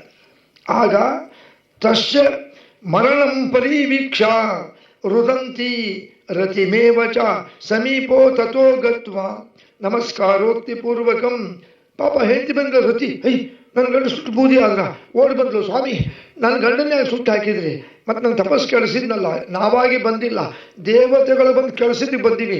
ಇಲ್ಲ, ನನ್ನ ಗಂಡನ ಬದುಕಿಸ್ರಿ ಕೇಳಿ ಕಟ್ಟಿಬಿಟ್ಲು. ಇಲ್ಲ, ಅದು ಸಾಧ್ಯ ಇಲ್ಲಮ್ಮ, ಸುಟ್ಟು ಬೂದಿ ಆದವನು ಬದುಕಕ್ಕೆ ಸಾಧ್ಯ ಇಲ್ಲ. ಕಾಲು ಹಿಡ್ಕೊಂಡ್ಬಿಟ್ಲು, ಒಳ್ಳೆ ಕಟ್ಟಿಬಿಟ್ಲು. ಇಲ್ಲ, ನಾವಾಗಿ ಬಂದಿಲ್ಲ, ನಮಗೆ ದೇವತೆಗಳು ಕಳಿಸ್ಯಾರೆ, ನೀವು ಬದುಕಿಸ್ಲಿಕ್ಕೆ ಬೇಕು. ಅವಳು ದುಃಖವನ್ನು ನೋಡಿ ಪಾರ್ವತಿ ಜೊತೆಗಿದ್ಲಲ್ಲ, ಇಲ್ಲ ಅವಳು ಪಾಪ, ಅವಳು ಏನು ತಪ್ಪು ಮಾಡಲ್ಲ. ಸುಮ್ಮನೆ ಅವಳಿಗೆ ಯಾಕೆ ವೈಧವ್ಯ ಬರಬೇಕು, ಅವಳು ವಿಧವ್ಯ ಆಗಬಾರ್ದು, ಅವಳು ಮುತ್ತೈದೆ ಆಗಿರಬೇಕು, ಬದುಕಿಸ್ರಿ ಅಂದ್ಲು. ಹೆಂಗೆ ಬದುಕಿಸ್ಬೇಕು ಪಾರ್ವತಿ? ಸತ್ತನ್ನು ಬದುಕಿಸ್ ಬರೋಲ್ಲ, ನಿಮಗೆ ಸಾಧ್ಯ ಇದೆ, ನಿಮಗೇನು ಬೇಕಾದ್ರೂ ಮಾಡ್ಬೋದು. ಆಯಿತು, ಒಂದು ಕೆಲಸ ಮಾಡೋಣ. ಏನು ಅಂದರೆ, ನಾ ಬದುಕಿಸ್ತೀನಿ. ಅವನು ಕಾಮ ಮತ್ತು ಹುಡ್ತಾನೆ. ಹೆಂಗೆ ಬದುಕ್ತಾನೆ ಅಂದರೆ, ಅವನ ಪ್ರಪಂಚಕ್ಕೆ ಯಾರಿಗೂ ಕಾಣೋದಿಲ್ಲ. ರತಿ ತನ್ನ ಹೆಂಡತಿಗೆ ಮಾತ್ರ ಕಾಣ್ತಾನೆ, ಹೆಂಡತಿ ಮಾತ್ರ ಮುಟ್ಟಬಹುದು. ರತಿ ಅಂದ್ಲು, ಉಳಿದವ್ರಿಗೆ ಕಾಣಲಿ ಬಿಡಲಿ, ನನಗೆ ಮುಟ್ಲಿಕ್ಕೆ ಬಂದರೆ ಸಾಕು, ನನಗೆ ಕಂಡ್ರೆ ಸಾಕು ಅಂದ್ಲು. ಹಿಂಗಂದ ಎದ್ದ. ಅದಕ್ಕೆ ಇದು ಒಂದು ಕಾರಣ, ನಾವು ಕಾಮದಹನ ಅಂತ ಮಾಡ್ತೀವಿ ನೋಡ್ರಿ. ನಾಳೆ ಮಾಘ ಮಾಸದ ಕೃಷ್ಣ ಪಕ್ಷದ ತ್ರಯೋದಶಿ ಚತುರ್ದಶಿ ಇಲ್ಲಿ ಕಾಮದಹನ ಅಂತ ಬರ್ತದೆ. ಈ ಹುಡುಗರೆಲ್ಲ ಬಂದು ಚಿತ್ರ ಬರೋದು, ಕಾಮಂದು ಹಿಂಗೆ ಬಾಣ ಬಿಡ್ತಾರೋ ಹಂಗೆ, ಈಶ್ವರ ಕಣ್ಣು ಬಿಟ್ಟಂಗೆ ಮಾಡಿ ಕಾಮದಹನ. ಇದು ಒಂದು ಕಾರಣ, ಬೇರೆ ಕಾರಣವೂ ಇದೆ, ಇದು ಒಂದು ಕಾರಣ. ನೋಡಪ್ಪ, ನಿಂಗೆ ದೇಹ ಉಂಟು, ಇನ್ಮೇಲೆ ಹೆಂಡತಿ ಜೊತೆಗಿರು, ಅದನ್ನು ಯಾರಿಗೂ ಕಾಣೋದಿಲ್ಲ. ಅದಕ್ಕೆ ಅವತ್ತಿನಿಂದ ಕಾಮನಿಗೆ ಒಂದು ಹೆಸರು ಬಂತು, ಅನಂಗ. ಅನಂಗ ಅಂದರೆ ದೇಹ ಇಲ್ಲ, ಜೀವ ಇದೆ. ಯಾರು ಹೆಂಡತಿ ಮಾತ್ರ ಕಾಣಿಸ್ತಾನೆ. ರತಿದೇವಿ ಮಾತ್ರ ತನ್ನ ಗಂಡನ ನೋಡ್ಬೋದು, ಮುಟ್ಬೋದು, ಬೇರೆ ಯಾರಿಗೂ ಕಾಣಲ್ಲ. ಅನಂಗ ಅಂತಂದರೆ ಇಂಗ್ಲೀಷ್ನಾಗೆ ಒನ್ ಕೆನಾಟ್ ಸಿ ನಾರ್ ಟಚ್. ಮುಟ್ಲಿಕ್ಕೆ ಬರಲ್ಲ, ನೋಡ್ಲಿಕ್ಕೆ ಬರಲ್ಲ ಉಳಿದವ್ರಿಗೆ, ರತಿಗೆ ಮಾತ್ರ ಕಾಣಿಸ್ತದೆ. ಸರಿ, ಈಗೇನಾಯಿತು? ತಶ್ಚ ದಿನೇ ಸಂಪ್ರಾಪ್ತಶ್ಚ ನ ಶಕ್ಯಂ ರುದ್ರ ವೀರ್ಯತಾಂ. ರುದ್ರದೇವರ ವೀರ್ಯ ಏನು ಪಾರ್ವತಿ ಹೊಟ್ಟೆಗೆ ಹೋಗಿತ್ತು ಗರ್ಭಕ್ಕೆ, ತಡ್ಕೊಳಿಕ್ಕೆ ಆಗ್ತಿಲ್ಲ ಅವ್ರಿಗೆ. ಅಯ್ಯೋ, ಭಾಳ ತೊಂದರೆ ಆಗಲಿಕ್ಕೆ, ಸ್ವಾಮಿ ನಿಮ್ಮ ವೀರ್ಯ ಹಿಡ್ಕೊಳಿಕ್ಕೆ ಆಗ್ತಿಲ್ಲ ಅಂದ್ಲು. ಮತ್ತು ಏನು ಮಾಡ್ತೀವಿ? ಇಲ್ಲ, ನಾವು ಹೊರಗೆ ಜಾರಿಸಿಬಿಡ್ತೀನಿ ಅಂದ್ಲು. ಸರಕ್ನೆ ಜಾರಿಸಿಬಿಟ್ಲು. ಆಗ ಗಂಗಾದೇವಿ ಇದ್ಲು, ಅಕ್ಕ ನಾ ತಗೋತೀನಿ, ಅದನ್ನು ನೀ ಇಟ್ಕೋ ಅಂತ ಗಂಗಾ ನದಿ ಒಳಗೆ ಬಿದ್ದು ಬಿಡ್ತಾರೆ. ಗಂಗಾ ನದಿ ಅಂದರೆ ಗಂಗಾದೇವಿಯ ಹೊಟ್ಟೆ. ಆದರೆ ನ ಶಕ್ಯಂ ಧಾರಯತ್ವಶ್ಚ ಸಸ್ಯವೀರ್ಯಂ ಪ್ರಕೀರ್ತಿತಂ. ಆ ರುದ್ರದೇವರ ವೀರ್ಯವನ್ನು ಗಂಗಾದೇವಿಯನ್ನು ತಡ್ಕೊಳಿಕ್ಕೆ ಆಗಲಿಲ್ಲ, ಪಾರ್ವತಿಗೆ ಆಗಲಿಲ್ಲ. ಗಂಗಾ ಏನು ತಡ್ಕೊತಾಳೆ? ನೀರು ಕುದಿಲಿಕ್ಕೆ ಹತ್ತು ಬಿಡ್ತು, ಎಲ್ಲ ಆವಿಯಾಗಿ ಹೋಗಿ ಬತ್ಲಿಕ್ಕೆ ಬಂದ್ಬಿಡ್ತು. ಗಂಗಾ ಬೇಡಪ್ಪ, ಅವಳು ಜೋರ ಚಿಮ್ಮಿ ಬಿಟ್ಲು. ಅದು ಹೋಗಿ ಆಕಾಶದಾಗ ನಿಂತುಕೊಂತು. ಆಕಾಶದಾಗ ಇತ್ತು, ಅಲ್ಲಿ ದೇವತೆಗಳು ನೋಡಿದ್ರು. ಆಕಾಶ ಅಭಿಮಾನಿ ದೇವತೆಗಳು, ಇಲ್ಲಿರಬಾರ್ದು, ಇದರಿಂದ ಒಂದು ಉಪಯೋಗ ಆಗಬೇಕು ಅಂತ ಅದನ್ನು ಒಂದು ಬಣವೆ ಇತ್ತು ತೋಟದಲ್ಲಿ. ಬಣವೆ ಅಂದರೆ ಹುಲ್ಲನ್ನು ಒಟ್ಟಿರ್ತಾರಲ್ಲ, ಬಣವೆ. ಅದು ಶರ ಅಂಬುವಂಥ ಒಂದು ತೋಟ. ಆ ಶರ ಅಂಬೋ ಬಣವೆಯಲ್ಲಿ ಬಿದ್ದು ಬಿಡ್ತಾರೆ, ಅಲ್ಲೇ ಇತ್ತು ಹುಲ್ಲಿನೊಳಗೆ. ಮುಂದೆ ಸ್ವಲ್ಪ ದಿವಸ ಆದಮೇಲೆ ದಿನ ಒಂದೊಂದು ನಕ್ಷತ್ರ ಇರ್ತಾರೆ ನೋಡ್ರಿ, ಪಂಚಾಂಗದಲ್ಲಿ ನೋಡ್ತೀವಿ ನಾವು. ಈಗ ಉದಾಹರಣೆಗೆ ಇವತ್ತು ಯಾವ ನಕ್ಷತ್ರ ಅಂತ ಪಂಚಾಂಗ ತೆಗೆದ್ರೆ ಗೊತ್ತಾಗ್ತದೆ. ಉತ್ತರಾಷಾಢ ನಕ್ಷತ್ರ, ಇವತ್ತು ಯಾವ ಯೋಗ ಯಾವ ಕರ್ಣ ಅಂತ ಇರ್ತದೆ. ಅಂದರೆ ಒಂದು ಪಂಚಾಂಗ ಅಂದರೆ 5 ಇರಬೇಕು: ತಿಥಿ, ವಾರ, ನಕ್ಷತ್ರ, ಯೋಗ, ಕರ್ಣ. ದಿನ ಪಂಚಾಂಗ ನೋಡ್ಬೇಕ್ರಿ, ಬರೀ ಬಿಡೋದಲ್ಲ. ನಾವೇನು ಮಾಡ್ತೀವಿ, ಯುಗಾದಿ ಹಬ್ಬದ ಒಂದು ದಿವಸ ಪಂಚಾಂಗ ಶ್ರವಣ ಮಾಡಿಬಿಡ್ತೀವಿ. ದಿನ ಮಾಡಬೇಕು. ಏಕೆ? ತಿಥಿಶ್ಚ ಶ್ರೇಯಮಾಪ್ನೋತಿ, ವಾರಾದ್ ಆಯುಷ್ಯವರ್ಧನಂ, ನಕ್ಷತ್ರಾದ್ ಹರತೆ ಪಾಪಂ, ಯೋಗಾದ್ ರೋಗ ನಿವಾರಣಂ, ಕರ್ಣಾತ್ ಕಾರ್ಯಸಿದ್ಧಿ ಸ್ಯಾತ್, ಪಂಚಾಂಗ ಫಲಮುತ್ತಮಂ. ತಿಥಿ ಯಾವುದು ಅಂತ ತಿಳ್ಕೊಂಬೋದ್ರಿಂದ ನಮಗೆ ಸಂಪತ್ತು ಬರ್ತದೆ. ತಿಥೆ ಶ್ರಿಯಂ ಆಪ್ನೋತಿ, ವಾರಾದ ಆಯುಷ್ಯವರ್ಧನ. ಯಾವ ವಾರ ಅಂತ ತಿಳ್ಕೊಂಡ್ರೆ ನಮ್ಮ ಆಯುಷ್ಯ ಅಭಿವೃದ್ಧಿ ಆಗ್ತದೆ. ದಿನ ಪಂಚಾಂಗದಾಗ ಇರ್ತದೆ. ನಕ್ಷತ್ರಾದ ಹರತೆ ಪಾಪ, ಇವತ್ತು ಯಾವ ನಕ್ಷತ್ರ ಅಂತ ತಿಳ್ಕೊಂಡ್ರೆ ನಮ್ಮ ಪಾಪ ನಾಶ ಆಗ್ತದೆ. ಯೋಗಾದ ರೋಗ ನಿವಾರಣ, ಇವತ್ತು ಯಾವ ಯೋಗ ಅಂತ ತಿಳ್ಕೊಂಡ್ರೆ ನಮ್ಮ ರೋಗ ವಾಸಿ ಆಗ್ತದೆ.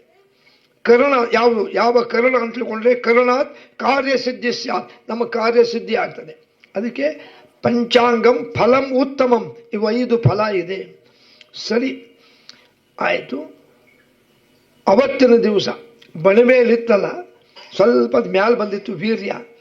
ಅವತ್ತು ಒಂದು ನಕ್ಷತ್ರ ಕೃತ್ತಿಕಾ ಎಂಬೋ ನಕ್ಷತ್ರ, ಅವತ್ತು ದಿವಸ ಕೃತ್ತಿಕಾ ನಕ್ಷತ್ರ ಸಾಯಂಕಾಲ ಹುಟ್ಟಿತು ನಕ್ಷತ್ರ. ಅವಳು ನಕ್ಷತ್ರಗಳು 27 ನಕ್ಷತ್ರನು ಅವರೆಲ್ಲ ದೇವತೆಗಳು. ಅವ್ರು ಯಾರು ಅಂತ ಭಾಗವತದಲ್ಲಿ ಮುಂದೆ ಬರ್ತದೆ. ಆ ಕೃತ್ತಿಕಾ ನಕ್ಷತ್ರ ಹುಟ್ಟಿದ ಕೂಡಲೇ ಅವಳು ದೇವತೆ ಅಲ್ಲ, ಸ್ತ್ರೀ.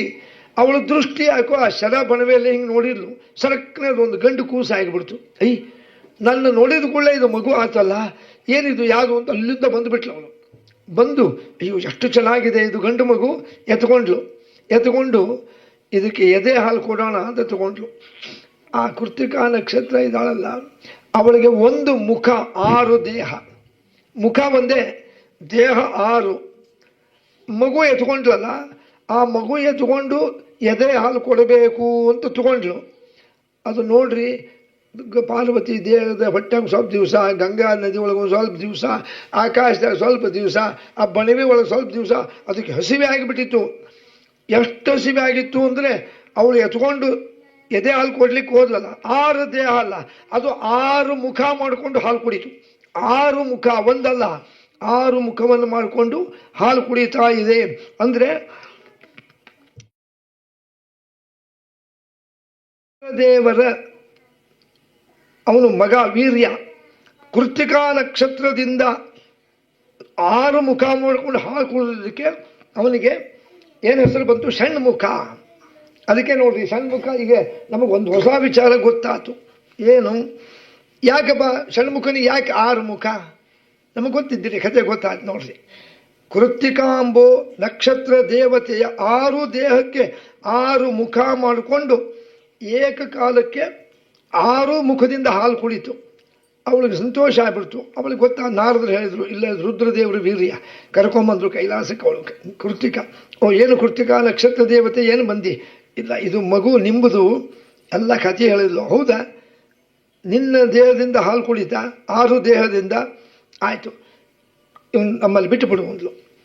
ಅದಕ್ಕೆ ನೋಡ್ರಿ, ಕುಮಾರಸ್ವಾಮಿಗೆ ಎಷ್ಟು ಹೆಸರವೆ. ಒಂದು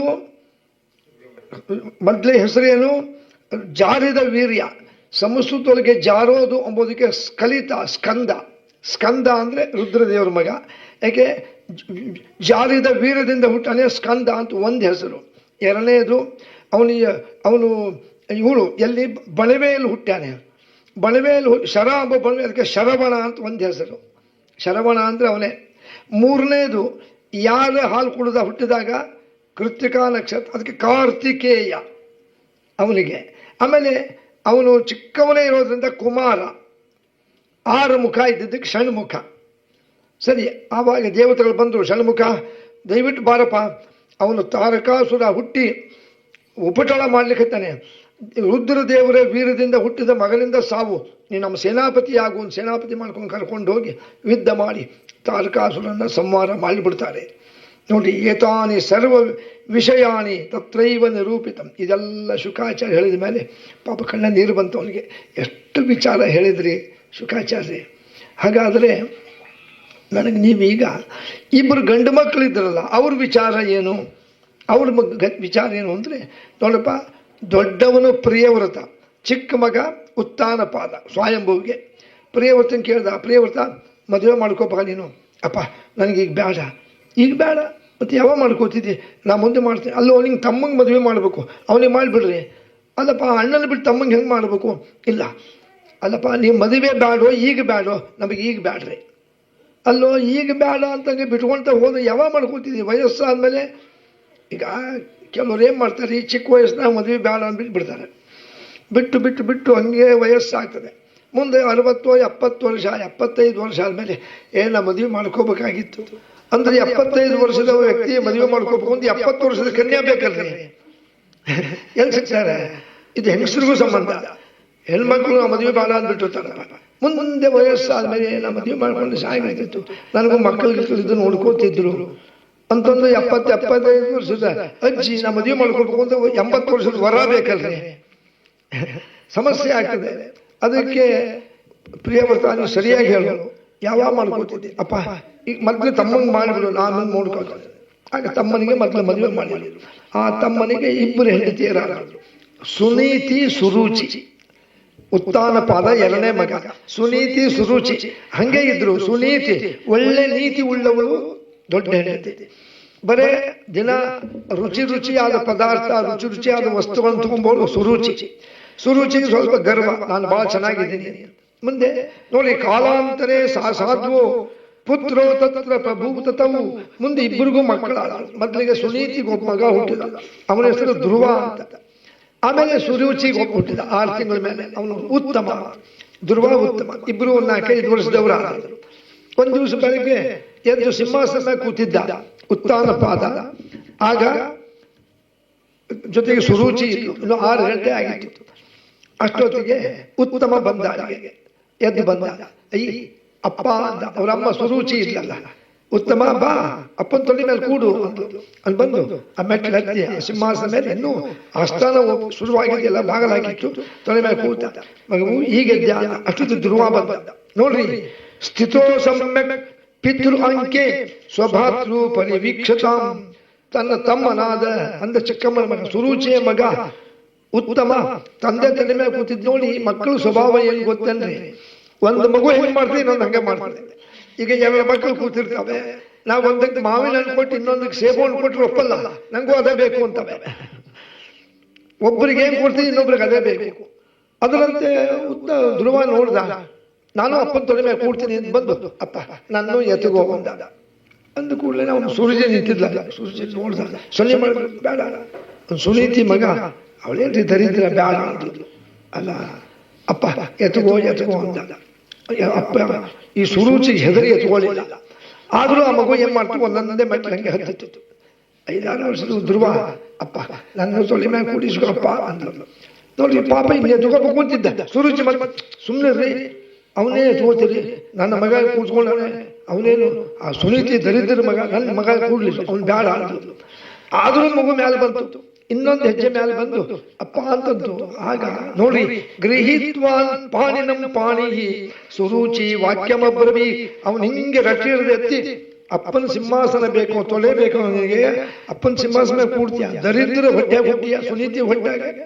ನೀನು ಹೋಗಿ ತಪಸ್ಸು ಮಾಡಿ ದೇವರ ಅನುಗ್ರಹ ಸಂಪಾದನೆ ಮಾಡಿ ಇನ್ನೊಂದು ಜನದಲ್ಲಿ ನನ್ನ ಹೊಟ್ಟೆಗೆ ಹುಟ್ಟುವ, ಆಗ ಸಿಂಹಾಸನ ನಡಿ ಅಂತ ಅದನ್ನ ಒಗೆದು ಬಿಟ್ಬಿಟ್ಟು ಗುಡುಗುಡುಗಳು ಬಿದ್ದು ಬಿಡ್ತಾರೆ ಕೆಳಗೆ. ಹುಡುಗ ಕೆಳಗೆ ಬಿದ್ದು ಅವನಿಗೆ ಬಿದ್ದಿದ್ದಕ್ಕೆ ಮೈ ನೋವಾಗಲಿಲ್ಲ, ಆದರೂ ಅವನು ದುಃಖ ಇಲ್ಲ. ನನ್ನ ಚಿಕ್ಕಮ್ಮ ಸುರುಚಿ ನನ್ನನ್ನು ಕೆಳಗೆ ಎಸೆದಾಗ ಇವರ ಅಪ್ಪ ಉತ್ತಾನಪಾದ ಯಾಕೆ ಮಾಡ್ತೀನಿ ಅಂತ ನೋಡ್ಬೇಕು ಬೇಡ್ರಿ, ತಲೆ ತೆಗೆದು ಕೂತಿದ್ದ. ಈ ಸುರುಚಿಗೆ ಹೆದರ್ಕೊಂಡು ಅವನ ಕಡೆ ತಿರುಗಿ ನೋಡ್ಲಿಲ್ಲ, ಎತ್ಕೊಳ್ಳಿಲ್ಲ. ಅವನು ಅಪ್ಪ ಅಪ್ಪ ಅಂದ. ಪಾಪ ದುಃಖ ಆಯಿತು. ಸ್ವಮಾತ್ರಶ್ಚ ತಥೋ ಗತ್ವಾ ತತ್ರೈವ ಸರ್ವಂ ನಿರೂಪ್ಯತಾಂ ಗತ. ತಾಯಿ ಹತ್ರ ಬಂದ. ಅವಳು ಬೆಳಗ್ಗೆ ಬೇಗ ಎದ್ದು ತುಳಸಿ ಪೂಜೆ ಮಾಡಿ ಪ್ರದಕ್ಷಿಣೆ ಮಾಡ್ತಿದ್ರು. ಆಗತಂ ಸುಪುತ್ರಂ ವೀಕ್ಷ ರುದಂತಂ ಬಾಲಕಂ ಗತ. ಅಳ್ತಾ ಬಂದಲ್ಲ, ಯಾಕಪ್ಪ ಧ್ರುವ ಎಲ್ಲರ ಬಿದ್ದನು, ಎಲ್ಲ ಸುದ್ದಿ ಹೇಳ್ದ. ನೋಡ್ರಿ, ಭಾಗವತ ಎಚ್ಚರಿಕೆ ಕೊಡ್ತದೆ. ಇವತ್ತು ಮನೆ ಒಳಗೆ ಅಕ್ಕಂಗೆಂದ್ರು ಅಥವಾ ಸವತಿಯಲ್ಲಿ ಮಕ್ಕಳಿದ್ದಾಗ ಒಂದು ಮಗುಗೆ ಸವತಿ ಏನಾರ ಹಿಂಗೆ ಮಾಡಿದ್ರೆ, ಎಸೆದ್ರೆ, ನೋವು ಮಾಡಿದ್ರೆ, ಇನ್ನೊಬ್ಬ ತಾಯಿ ಸುಮ್ಮನೆ ಕೋಲ್ ತಗೊಂಡು ಹೋಗ್ತಾಳೆ ಜಗಳ ಆಡಲಿಕ್ಕೆ. ಹೊಡೆದಾಡಲಿಕ್ಕೆ. ಸುನೀತಿ ಅವಂತ ನೀತಿ ಉಳ್ಳವಳು, ಎಷ್ಟು ಒಳ್ಳೆಯವಳು. ಧ್ರುವ, ನಿನ್ನ ಚಿಕ್ಕಮ್ಮ ಎಸ್ರ ನೋಡು, ಒಬ್ಬರು ಯಾರಾದರೂ ನಮಗೆ ಬೈದೆ ಅಂತ ಹೇಳಿದಾಗ ಬೈದು ಹೇಳಿದವರು ಬುದ್ಧಿ ಹೇಳಿದ್ರು ಅಂತ ಒಂದು ಶಾಸ್ತ್ರ ಇದೆ. ಅವಳೇನಂದ್ರಪ್ಪ, ನಿನಗೆ ಅಪ್ಪನ ಸಿಂಹಾಸನ ತೊಡೆ ಮೇಲೆ ಕೂಡಬೇಕು ಅಂದರೆ ದೇವರನ್ನು ಕುರಿತು ತಪಸ್ಸು ಮಾಡಿ ನನ್ನ ಹೊಟ್ಟೆಯಾಗಿ ಹುಟ್ಟಿ ಬಾ ಅಂದ್ಲಲ್ಲ, ಅವೆಲ್ಲ ಬಿಟ್ಟು ಬಿಡು. ತಪಸ್ಸು ಮಾಡು ಅಂದಲ್ಲ, ಅಷ್ಟೇ ಮಾಡು. ಅವಳ ಹೊಟ್ಟೆಯಾಗಿ ಹುಟ್ಟೋದು ಸಿಂಹಾಸನ ಫಲ ಬೇಡ. ಅವಳು ಹೇಳಿದ್ರು ಒಳ್ಳೆ ಮಾತು, ದೇವರನ್ನು ಕುರಿತು ತಪಸ್ಸು ಮಾಡು, ಅದನ್ನು ಮಾಡು. ಅಮ್ಮ, ನಾ ತಪಸ್ಸು ಮಾಡಬಹುದಾ? ಅಗತ್ಯವಾಗಿ. ಸರಿ, ಯಾವಾಗ? ಇವತ್ತಲ್ಲ, ಈಗಲೇ ಹೋಗ್ಬೋದು ನೀನು. ಹೌದಾ? ಹಾಗಾದ್ರೆ ನಾನು ಹೊರಡ್ತೀನಿ ಅಂತ. ನೋಡಿ ಅಷ್ಟು ದೃಢತೆ ಕ್ಷತ್ರಿಯರಿಗೆ. ಹಿಂಗ್ ಹೋಗ್ಬೇಡ, ಇದು ರಾಜಕುಮಾರ ವೇಷ ಅಲ್ಲ. ಬಾ, ಒಂದು ಚಿಕ್ಕ ಪಂಚೆ ಉಡಿಸಿದ್ಲು, ಒಂದು ಶಲ್ಯ ಹೊಚ್ಚಿದ್ಲು, ಒಂದು ತುಳಸಿ ಮಣಿ, ಇಂಥ ತುಳಸಿ ಮಣಿ ಹಾಕಿದ್ಲು, ಕೈಯಾಗ ಒಂದು ಸಣ್ಣ ಕಮಂಡಲ ಕೊಟ್ಬಿಟ್ಟು ಹೊರಟೇ ಬಿಡು. ಹೋಗೋದ್ರಿಂದ ಮುಂಚೆ ನಿಮ್ಮ ಅಪ್ಪನಿಗೆ ಮತ್ತು ಸುರುಚಿ ಕೈ ಮುಗಿದು ತಪಸ್ಸಿಗೆ ಹೋಗ್ತೀನಿ ಅಂತ ಹೇಳು. ನಾನು ಆಶೀರ್ವಾದ ಮಾಡಿಬಿಟ್ರು, ನಿನ್ನ ತಪಸ್ಸು ಬೇಗ ಫಲಪೂರ್ತಿ ಆಗಲಿ. ನೋಡ್ರಿ, ಇದು ದೃಢತೆ. ತಾಯಿಯಲ್ಲಿ ಈ ಗುಣ ಇರಬೇಕ್ರಿ. ಮತ್ತು ಪ್ರಪಂಚದಲ್ಲಿ ನಾವು ನೋಡ್ತೀವಿ, ತಂದೆ ಅಥವಾ ತಾಯಿ ಮಕ್ಕಳ ಮೇಲೆ ಅಪಾರವಾದ ವಾತ್ಸಲ್ಯ ಮಮತೆ ಇರ್ತದೆ. ಅದು ಇರಬಾರ್ದು ಅಂತಲ್ಲ, ಅದು ಒಂದು ಲಿಮಿಟ್ ಇರ್ಬೇಕ್ರಿ. ಈಗ ಮಗು ಇದ್ದದ್ದು, ಚಿಕ್ಕ ಮಗು 5 ವರ್ಷ 6 ವರ್ಷ, ಒಂದು ಬಲ್ಪ್ ಹೊಡೆದು ಬಿಡ್ತದೆ. ಹೊಡೆದಾಗ ಆವಾಗಲೇ ತಕ್ಷಣ ಅವರಿಗೆ ಬುದ್ಧಿ ಹೇಳಿ ಶಿಕ್ಷೆ ಕೊಡಬೇಕು. ನೋಡ್ರ, ಮಗು ಎಷ್ಟು ಚೆನ್ನಾಗಿ ಬಲ್ಪ್ ಹೊಡೀತು, ಇರ್ಲಿ ಬಿಡು ಮಗು, ಇನ್ನೊಂದು ತಂದು ಹಾಕೋಣ ಅನ್ನಬಾರ್ದ್ರಿ. ಇಲ್ಲದೆ ಈಗ ನಾಳೆ ಇದು ಹೊಳಿತದೆ, ನಾಳೆ ಇನ್ನೊಂದು ಹೊಳಿತದೆ. ಹಂಗಲ್ಲ, ತಪ್ಪು ಮಾಡ್ದ ತಿದ್ದಬೇಕು, ಅದು ಜಾಣತನ. ಮತ್ತೆ ಇವತ್ತು ನಾನು ಓದೋದಿಲ್ಲ ಅಂತ ಮಕ್ಕಳು, ಹೆಣ್ಣಿರ್ಲಿ ಗಂಡಿರ್ಲಿ, ಇವತ್ತು ನಾವು ಓದಲ್ಲ, ಹೌದಾ, ನಾಳೆ ಓದ್ಬಿಟ್ಟು ಊಟ ಮಾಡು ಅನ್ನಬಾರದು. ಇವತ್ತು ನೀವು ಓದಿದ್ರೆ ನಾವು ಊಟ ಹಾಕೋದು ನಿನಗೆ. ಈಗ ನನಗೆ ಒಂದು ನೆನಪಾತು, ಹೇಳ್ತೀನಿ. ನಾವು ಚಿಕ್ಕವರಿದ್ದಾಗ ಒಂದು 7-8 ವರ್ಷ ಇರ್ಬೋದು, ಅಥವಾ 6 ವರ್ಷ 7 ವರ್ಷ ಇರ್ಬೇಕು ನನಗೆ. ನಮ್ಮ ಅಣ್ಣನಲ್ಲಿ ಒಂದು 10-11 ವರ್ಷ. ನಮ್ಮ ತಂದೆಯವರು ನಮ್ಮನ್ನು ಬೆಳಗ್ಗೆ 5 ಗಂಟೆಗೆ ಎಬ್ಸೋರು ಮಂತ್ರ ಹೇಳ್ಕೊಡ್ಲಿಕ್ಕೆ. ಚಳಿ ಇರಲಿ ಮಳೆ ಇರಲಿ ಕೇಳ್ತಿದ್ದಿಲ್ಲ, ನಾವು ಥರ ನಡುತ್ತಿದ್ವಿ. ಅವಾಗ ನಮ್ಮ ತಂದೆಯವರ ತಾಯಿ ಒಬ್ಬರಿದ್ರು, ಅಜ್ಜಿ. ಅವರು ನಮ್ಮ ಅಪ್ಪಂಗೆ ಹೇಳೋರು, ನಮ್ಮ ಹೆಸರು ನಾರಾಯಣ. ಈ ಹುಡುಗನ ಈಗ ಯಾಕೆ ಎಬ್ಸಿ, ಅವ್ರಿಗೆ ಮಂತ್ರ ಹೇಳ್ಕೊಡ್ತೀನಿ. ಬೇಡಪ್ಪ, ಚಳಿ ಬೀಳ್ಲಿಕ್ಕೆ ಹೊರಗೆ, ಇಷ್ಟು ಬೆಳಗ್ಗೆ ಬೇಗ ಎಬ್ಬಿಸ್ಬೇಡ, 7 ಗಂಟೆ ಮೇಲೆ ಹೇಳ್ಕೊಡು. ಅವ್ವ, ಈ ಹೊತ್ತಿನ ಕಲ್ತನೆ ಬಾಯಿಲೆ ಬರೋದು. ಅವರೇ ನನ್ನ ಶತ್ರುಗಳ. ನಮ್ಮ ಒಂದು ಹಣ್ಣು ಪಂಚ ಕೂಡ್ಸೋರಿ ನನಗೆ, ನಮ್ಮ ಅಣ್ಣನಿಗೆ. ನಮಗೆ ಎಲೆಕ್ಟ್ರಿಕ್ ದೀಪ ಇದ್ದಿಲ್ಲ, ಒಂದು ನೀಲಾಂಜನ ಹಚ್ಚಿಡೋರು, ದೂರ ಕೂಡಿಸೋರು. ನಾ ಹೇಳ್ದಂಗೆ ಹೇಳ್ರಿ ಅಂತಂದು ಅವರು ಹೇಳ್ಕೊಡೋರು. ಉದಾಹರಣೆಗೆ ಈಗ ವಿಷ್ಣು ಸಹಸ್ರನಾಮ, ಶ್ರೀ ಗುರುಭ್ಯೋ ವಿಶ್ವಂ ವಿಷ್ಣುರುವ ಷಟ್ಕಾರೋ ಅಂತ ನೋಡ್ರಿ. ನಾವು 10 ಸತಿ ಅನ್ಬೇಕು ಬಾಯಿಲೆ, ಯಾಕಂದ್ರೆ ನಾವು ಶಾಲೆಗೆ ಹೋಗ್ತಿದ್ದಿಲ್ಲ, ಪುಸ್ತಕ ಓದ್ಲಿಕ್ಕೆ ಬರೋದಲ್ಲ. ಹೀಗೆ ದಿನ ಬೆಳಗ್ಗೆದ್ದು ಹೇಳಿಕೊಟ್ಟು 50 ಸ್ತೋತ್ರಗಳನ್ನು ಪುಸ್ತಕದಲ್ಲಿ ಹೇಳ್ಬೋದ್ರಿ. ನಾನು 15 ವರ್ಷದ ಒಳಗೆ ಎಲ್ಲ ಮಂತ್ರ ಕಲಿಸಿಬಿಟ್ರು. ಆಮೇಲೆ ಸ್ವಲ್ಪ ನಾವು ದೊಡ್ಡದಾದ್ಮೇಲೆ ಸ್ಕೂಲು ಹೈಸ್ಕೂಲ್ಗೆ ಬಂದ ಮೇಲೆ ಏನ್ ಮಾಡಿದ್ರು, ಬೆಳಗ್ಗೆ ಹೇಳ್ಕೊಡ್ತಿದ್ದಿಲ್ಲ. ನಮ್ಮ ಟೈಮ್ ಇದ್ದಾಗ ನಾವು ಸ್ಕೂಲ್ ಇದ್ದಾಗ ಹೇಳ್ಕೊಡೋರು. ಅಂತೂ ಬರೇ ಒಂದು ಮಂತ್ರ ಅಲ್ಲ, ವೇದ ಉಪನಿಷತ್ತು ಮಂತ್ರ ಶಾಸ್ತ್ರ. ಅವ್ರು ಇಂಗ್ಲೀಷ್ನಾಗೂ ಭಾರಿ ಪರ್ಫೆಕ್ಟು ಇಂಗ್ಲೀಷು. ಆಮೇಲೆ ಇಷ್ಟಕ್ಕೆ ಬಿಡ್ಲಿಲ್ರಿ, ಪೂಜಾ ಪೌರೋಹಿತ್ಯದೆಲ್ಲ ಕಲಿಸಿದ್ರು, ಶಾಸ್ತ್ರ ಕಲಿಸಿದ್ರು, ದೊಡ್ಡ ದೊಡ್ಡ ಪಂಡಿತರ ಕಲಿಸಿ ವೇದಾಧ್ಯಯನ ಮಾಡಿಸಿದ್ರು, ಡಬಲ್ ಗ್ರಾಜುಯೇಟ್ ಮಾಡಿಸಿದ್ರು. 100 ಜನ ಕೂತರು ಇಂಗ್ಲೀಷ್ನ ಸ್ಪೀಚ್ ಮಾಡ್ಬೋದು. ನಾನು ಎಷ್ಟೋ ಕಡೆಗೆ ಇಂಗ್ಲೀಷ್ನಲ್ಲಿ ಭಾಗವತ, ಹಿಂದಿಯಲ್ಲಿ ಭಾಗವತ ಹೇಳಿನಿ. ಅದು ಪ್ರಸಂಗ ಬಂದಿಲ್ಲ, ಹೇಳಿಲ್ಲ. ಯಾಕೆ ಹೇಳಿನಿ ಅಂದರೆ, ಇದು ಕಾರಣ ನಮ್ಮ ತಂದೆ ತಾಯಿ, ನಮ್ಮ ಅಜ್ಜಿ. ಅವರು ಅವತ್ತು ನಾನು ಹೇಳಲ್ಲ, ನಾ ಮಲ್ಕೋತೀನಿ ಹೇಳಲ್ಲ ಅಂದ್ಬಿಟ್ಟಿದ್ರೆ ನಾವು ದಂಡರಾಗಿಬಿಡ್ತಿದ್ವಿ ಅಲ್ರಿ. ಇನ್ನೂ ಒಂದು ನೆನಪಾಯ್ತು ನನಗೆ. ಒಂದು ಸಾರಿ ನಾನು ಮಂತ್ರ ಹೇಳ್ಕೊಳ್ಳಿಕ್ಕೆ ಬರಲಿಲ್ಲ, ಎಲ್ಲ ಆಟ ಆಡ್ಲಿಕ್ಕೆ ಹೋಗಿದ್ದೆ. ನಮ್ಮ ತಂದೆಗೆ ಸಿಟ್ಟು ಬಂದ್ಬಿಡ್ತು. 6:30 ಆಗಿತ್ತು. ಎಲ್ಲಿ ಹೋಗ್ಯಾನೆ ಅಂತ ಕೇಳಿದ್ರು. ಅವರೇ ಹುಡುಕೊಂಬಂದು ಕರ್ಕೊಂಬಂದ್ರು ಮನೆಗೆ. ನಾನೀಗ ಮಡಿಯಿಂದ ಪೂಜೆ ಮಾಡ್ತಿದ್ದೀನಿ, ನೀನು ಮುಟ್ಟಲ್ಲ ಬಾಯಿಲಿ ಅಂದರು. ಗ್ವಾಡಿಗೆ ನಿಲ್ಲಿಸಿ, ಗ್ವಾಡಿ ಬಿಟ್ಟು ಒಂದು ಕಾಲ ಮೇಲೆ ನಿಲ್ಲಿಸಿದ್ರು. ಕೈ ಕಟ್ಟಿ ನಿಲ್ಬೇಕು, ಒಂದು ಕಾಲ ಮೇಲೆ ಹೇಳ್ಕೊಟ್ರು. ನನ್ನ ಕಣ್ಣ ನೀರು ಬರ್ತಿತ್ತು. ಅನ್ಕೊಂಡೆ, ಎಷ್ಟು ಶಿಕ್ಷೆ ಕೊಡ್ತಾರೆ, ಒಂದು ದಿವಸ ಮಂತ್ರ ತಪ್ಪಿಸಿದ್ರೆ ಏನಾಗ್ತದೆ ಅಂತ. ಆಮೇಲೆ ನಮ್ಮ ತಾಯಿ ಅಂದ್ರು, ಇಲ್ಲಪ್ಪ, ಇವತ್ತು ಯಾಕೆ ನಿಂಗೆ ಅವರು ಪನಿಷ್ಮೆಂಟ್ ಶಿಕ್ಷೆ ಯಾಕೆ ಕೊಟ್ಟಾರೆ ಗೊತ್ತಾ? ಅಕಸ್ಮಾತ್ ಈಗ ನಿಂಗೆ ಬಿಡಲು ಬೇಡ ಅಂತಂದ್ರೆ ನೀ ಏನ್ ಮಾಡ್ತಿದ್ದಿ, ನಾಳೆನೂ ತಪ್ಪಿಸ್ತಿದ್ದಿ. ನಮ್ಮಪ್ಪ ಏನು ಮಾಡಲ್ಲ ಅಂತ. ಈಗ ನಿನಗೆ ಅಪ್ಪ ಶಿಕ್ಷೆ ಕೊಡ್ತಾರೆ ಅಂತಾಗಿ ನೀನು ಎಂದೂ ತಪ್ಪಿಸಲ್ಲ ಇನ್ನು. ಆವಾಗ ನಾವು ಬೈಕೋತಿದ್ವಿ, ಏನಪ್ಪ ಎಷ್ಟು ಕ್ರೂರಿ ಅಂತ. ಈಗ ಊಟ ಮಾಡ್ಬೇಕಾದ್ರೆ ಅವ್ರು ಜ್ಞಾಪಿಸಿಕೊಂಡು ಊಟ ಮಾಡ್ತೀವಿ. ಎಷ್ಟು ನಮಗೆ ಉನ್ನತ ಸ್ಥಾನ ಕೊಟ್ಟಾರೆ. ಅವರ ಆಶೀರ್ವಾದದಿಂದ ಎಲ್ಲ ವಿದ್ಯೆಗಳನ್ನು ಕಲಿಸ್ಯಾರೆ, ಎಲ್ಲ ಇಂಗ್ಲೀಷ್ ಕಲಿಸ್ಯಾರೆ, ಎಲ್ಲ ದೊಡ್ಡ ದೊಡ್ಡ ಶಾಸ್ತ್ರ ಓದಿಸ್ಯಾರೆ. ಇವತ್ತು ನೋಡಿ, ಇವ್ರ ಮನೆಯಲ್ಲಿ ಇದ್ದ ನಾನೇ ಬಂದು ಪೂಜೆಗೆ ಮಾಡ್ಲಿಕ್ಕೆ ಬಂದಿರ್ತೀನಿ, ನಿಮ್ಮ ಗುರುಗಳ ಮನೆಗೆ ಪುರಾಣ ಹೇಳಿಕ್ಕೆ ಬಂದೀನಿ. ಕೆಲವು ಕಡೆಗೆ ಇಂಗ್ಲೀಷ್ನಾಗೆಲ್ಲ ಇದಿರ್ತವೆ, ಅಲ್ಲಿ ಹೋಗಿರ್ತೀನಿ. ಅಂದರೆ ನನ್ನ ದೊಡ್ಡಷ್ಟಿಗೆ ಅಲ್ಲ, ನಮ್ಮ ತಂದೆಯವರ ಆಶೀರ್ವಾದ, ಅವರ ಸಫಲ ಪ್ರಯತ್ನ. ಬರೀ ಅದಕ್ಕೆ ಹಂಗಂದ್ರೆ ನಮ್ಮ ತಂದೆ ಕೆಟ್ಟವರಲ್ರಿ, ಭಾರಿ ಸ್ಟ್ರಿಕ್ಟ್ ಅವರು, ಭಾಳ ಒಳ್ಳೆಯವರು. ಇಷ್ಟು ಸ್ಟ್ರಿಕ್ಟ್ ಇದ್ರಲ್ಲ, ಊಟಕ್ಕೆ ಕೂತಾಗ ಮಾತ್ರ ನಮ್ಮಿಬ್ಬರು ನನ್ನ ಅಣ್ಣ ನಮ್ಮ ಕೂಡಿಸ್ಕೊಂಡು ಊಟ ಮಾಡು, ಕೋಳಿ ಮಾಡ್ದಂಗೆ ಮಾಡ್ತಿಲ್ಲ ನಮ್ಮ ತಾಯಿಗೆ ಹೇಳೋರು. ಅವನಿಗೆ ಚಪಾತಿ ಹಾಕಿ ತುಪ್ಪ ಹಾಕು, ಸಕ್ಕರೆ ಹಾಕು, ನಾನೇ ತಿನ್ನಿಸ್ತೀನಿ ನೋಡಿಗ, ಚೆನ್ನಾಗಿ ಊಟ ಮಾಡ್ಬೇಕಪ್ಪ ಅಂತ ಬಹಳ ಪ್ರೀತಿಯಿಂದ ಊಟ ಮಾಡಿಸೋರು. ಊಟ ಆದ್ಮೇಲೆ ಮತ್ತೆ ಸಿಂಹ ಸೊಪ್ಪನ ಭಾರಿ ಜೋರು. ಅಂದ್ರೆ ನಮಗೇನು ಗೊತ್ತಾಗ್ತದೆ, ಅದು ಒಂದು ಕಲೆ ರೀ, ಮಕ್ಕಳನ್ನ ಬೆಳೆಸೋಂಥ ಒಂದು ಪದ್ಧತಿ ಅದು. ಅದಕ್ಕೆ ಅವರು ಕೊನೆವರೆಗೂ, ಅದಕ್ಕೆ ನೋಡಿ ಕೊನೆಗೆ ಅವ್ರಿಗೆ ಸಾಯೋ ಟೈಮು, ನಾಳೆ ಬೆಳಗ್ಗೆ ತೀರ್ಕೊಂಬೋರಿದ್ರು, ಅವ್ರಿಗೆ ಆರಾಮಿದ್ದಿಲ್ಲ, ಮಲಗಿದ್ರು. ನಾವು 5 ಜನ ಅಂತ ಬಂದು ನಮ್ಮನ್ನು ಕರೆದ್ರು, ಸುತ್ತಲೂ ಬಂದು ನಿಂತ್ವಿ. ಅಪ್ಪ ಏನು ಅಂದ್ರು, ನೀವು ಕೊನೆಯವರೆಗೂ ನನ್ನ ಮಾತು ಕೇಳಿದ್ರಪ್ಪ, ಕೊನೆಯವರೆಗೂ ನಂಗೆ ಎದುರು ಮಾತಾಡಲಿಲ್ಲ, ಕೊನೆಯವರೆಗೂ ನನ್ನ ಮಾತು ಕೇಳಿದ್ರಿ, ನಿಮ್ಮ ದೇವರು ಒಳ್ಳೇದು ಮಾಡ್ತಾನಪ್ಪ, ಇದೇ ಕೊನೆ ಮಾತಾಡಿದ್ರಿ ಅವರು. ಬೆಳಗ್ಗೆ ಎದ್ದಾಗ ಅವರು, ನಾವು ಹೇಳೋಕ್ಕಿಂತ ಮುಂಚೆ ಅವ್ರ ಪ್ರಾಣ ಹೋಗಿತ್ತು. ಅದಕ್ಕೆ ಇಲ್ಲಿ ನಮಗೆ ಗೊತ್ತಾಗ್ತದೆ. ಯದ್ಯಪಿ ಸುನೀತಿ ಏನು ಮಾಡಬಹುದಾಗಿತ್ತು, ಸುರುಚೇತ್ರ ಬಂದು ಹೊಡೆದಾಡಬಹುದಾಗಿತ್ತು. ನನ್ನ ಮಗನ ಹೆಂಗೆ ಎಸ್ತೀನಿ ನೀನು, ಅವನಿಗೂ ಸಿಂಹ ಕೂಡ್ತಾ ಇದ್ದ, ಏನು ನೀವು ಒಬ್ಬಳೇ, ನಿಮ್ಮ ಮಗನ ಒಬ್ಬಳೇನು ಅಂತ ಅನ್ಬೋದು. ಅನ್ಲಿಲ್ಲ, ತಪಸ್ಸು ಮಾಡುವಂತ ಕಳಿಸಿದ್ರು. ಇದು ನಿಜವಾದ ತಾಯಿ ನೋಡ್ರಿ. ಅವನು ಹೊರಗೆ ಬಿಟ್ಟ, ಬಂದ ಅಪ್ಪನ ಹತ್ರ ಬಂದು, ಅಪ್ಪ ಅನುಜ್ಞಾತ ತುಮರಸಿ ನೋಡ್ರಿ, ಗತವಾನ್ ಪೂರ್ವಮೇ ವಶ್ಚ ತಪಶ್ಚ ನಿರಂತರಂ, ನಾ ತಪಸ್ಸಿಗೆ ಹೋಗ್ತಿದ್ದೀನಿ, ಅನುಗ್ರಹ ಮಾಡ್ರಿ, ಆಶೀರ್ವಾದ. ಸುರುಚಿ ಅವರು ಉತ್ತಾನಪಾದ ಅಂತ, ಸುರುಚಿ ಈಗ ನೀನು ಮಾಡಿ ಕಳಿಸಿದ್ದಲ್ಲ, ನೀ ತಪಸ್ಸು ಮಾಡು ಅಂದಲ್ಲ, ಈಗ ಆಗಲಿ ತಪಸ್ಸು ಮಾಡೋ ಎಷ್ಟ ಬಂದಾನಂತೆ. ಅಲ್ಲೋ ಎಲ್ಲಿ ಹೋಗ್ತೀಯೋ, ಅವನೇನು ಹೋಗ್ತಾನ್ರಿ, ನಾವು ಒಂದಿದ್ದಕ್ಕೆ ಸುಮ್ಮನೆ ನಮ್ಗೆ ಹೆದರಿಸ್ಲಿಕ್ಕೆ ಬಂದಾನೆ, ಆತಪ್ಪ ಹೋಗು ಅಂದ್ಲು. ಅವ್ರು ಸುಳ್ಳು ಓದ್ಲಿಕ್ಕೊಂಡ್ಬಿಟ್ರು ನೋಡಿ. ತಕ್ವಾ ತದೇವ ತದ್ಗ್ರಾಮೆ, ಬಂದೇ ಬಿಟ್ಟ. ಬೆಳಗಿನ ಜಾವ ಇನ್ನೂ 7 ಗಂಟೆ ಕಟ್ಲಿ ಬರಬೇಕಾದರೆ ಊರು ದಾಟಿತು, ಕಾಡ ದಾರಿಯಲ್ಲಿ ನಾರದರು ಹೋಗ್ತಿದ್ರು. ತಸ್ಮಿನ್ ಕಾಲೇ ಮುನಿಶ್ರೇಷ್ಠು ನಾರದೋ ಮುನಿಪುಂಗವ, ನಾರದರು ನೋಡಿದ್ರು, ಇವನು ಉತ್ತಾನಪಾದನ ಮಗ ಧ್ರುವ ಎಲ್ಲಿ ಹೋಗ್ತಾನೆ ಕೆಳಗೆ ಬಂದು, ಕ್ವಾ ಅನುಗಚ್ಚಸಿ ಹೇ ಪುತ್ರ, ಎಲ್ಲಿ ಹೋಗಿ ಗದ್ಯಪ್ಪ. ಇಲ್ಲ, ಸೂಕ್ಷ್ಮ ಹೇಳ್ದ, ನಮ್ಮ ತಾಯಿ ಸುನೀತಿ ನಂಗೆ ತಪಸ್ಸು ಮಾಡ್ಕೊಂಬ ಅಂದಾಳೆ. ನೀನ ಅಲ್ಲೋ ಹುಚ್ಚ, 6 ವರ್ಷದ ಹುಡುಗ, ನೀ ಏನು ತಪಸ್ಸು ಮಾಡ್ತೀವೋ, ತಪಸ್ಸು ಸುಲಭೇನೋ ಕಾಡಿನಲ್ಲಿ. ಇಲ್ಲ, ನಾ ಮಾಡ್ತೀನಿ. ಗುರುಗಳೇ, ಹೆಂಗಿದ್ರು ನೀವು ಸಿಕ್ಕಿರಿ, ನನಗೆ ನೀವು ಅನುಗ್ರಹ ಮಾಡಬೇಕು. ಅಲ್ಲಪ್ಪ, ಯಾಕೆ ಒದ್ದಾಡ್ತಿ, ಬಾ ನಿಮ್ಮಪ್ಪನ ಕರ್ಕೊಂಡು ಹೋಗಿ ನಾನು ನಿನ್ನನ್ನು ಇದ್ರ ಮೇಲೆ ಕೂಡಿಸ್ತೀನಿ, ಅಪ್ಪನ ತೊಲೆ ಮೇಲೆ ಸಿಂಹಾಸನ ಮೇಲೆ ಕೂಡಿಸ್ತೀನಿ ಅಂದು ಕೂಡಲೇ ಅವನಂದ, ನಾವು ಇನ್ನೊಬ್ಬರಿಂದ ಕೊಡಲ್ಪಟ್ಟಂಥ ಅಧಿಕಾರ ಬೇಡ, ನಾವು ಕ್ಷತ್ರಿಯರು ಸ್ವ ಸಾಮರ್ಥ್ಯದಿಂದ ಗಳಿಸಬೇಕು. ಬ್ರಾಹ್ಮಣರು ಬೇಕಾದ್ರೆ ನೀವು ದಾನ ಕೊಡ್ರಿ. ಬ್ರಾಹ್ಮಣರಾದ್ರೆ ಏನು ಮಾಡ್ತಾರೆ, ಅವ್ರು ಕಷ್ಟಪಡಲಿಕ್ಕೆ ಬಲ್ರಿ ಅವರು. ಹೌದಾ, ಬರ್ರಪ್ಪ ಹಂಗಾರೆ ನೀವೇ ಕೊಡಿಸಿಬಿಡ್ರಿ ಅಂತಂದ್ಬಿಡ್ತಾರೆ. ಕೆಲಸ ಅಂದರೆ ಎಲ್ಲರೂ ಅಲ್ಲ, ಕಷ್ಟಪಡುವಂಥವ್ರು ಒಂದು ಕ್ಷತ್ರಿಯರು. ಆಯಿತು,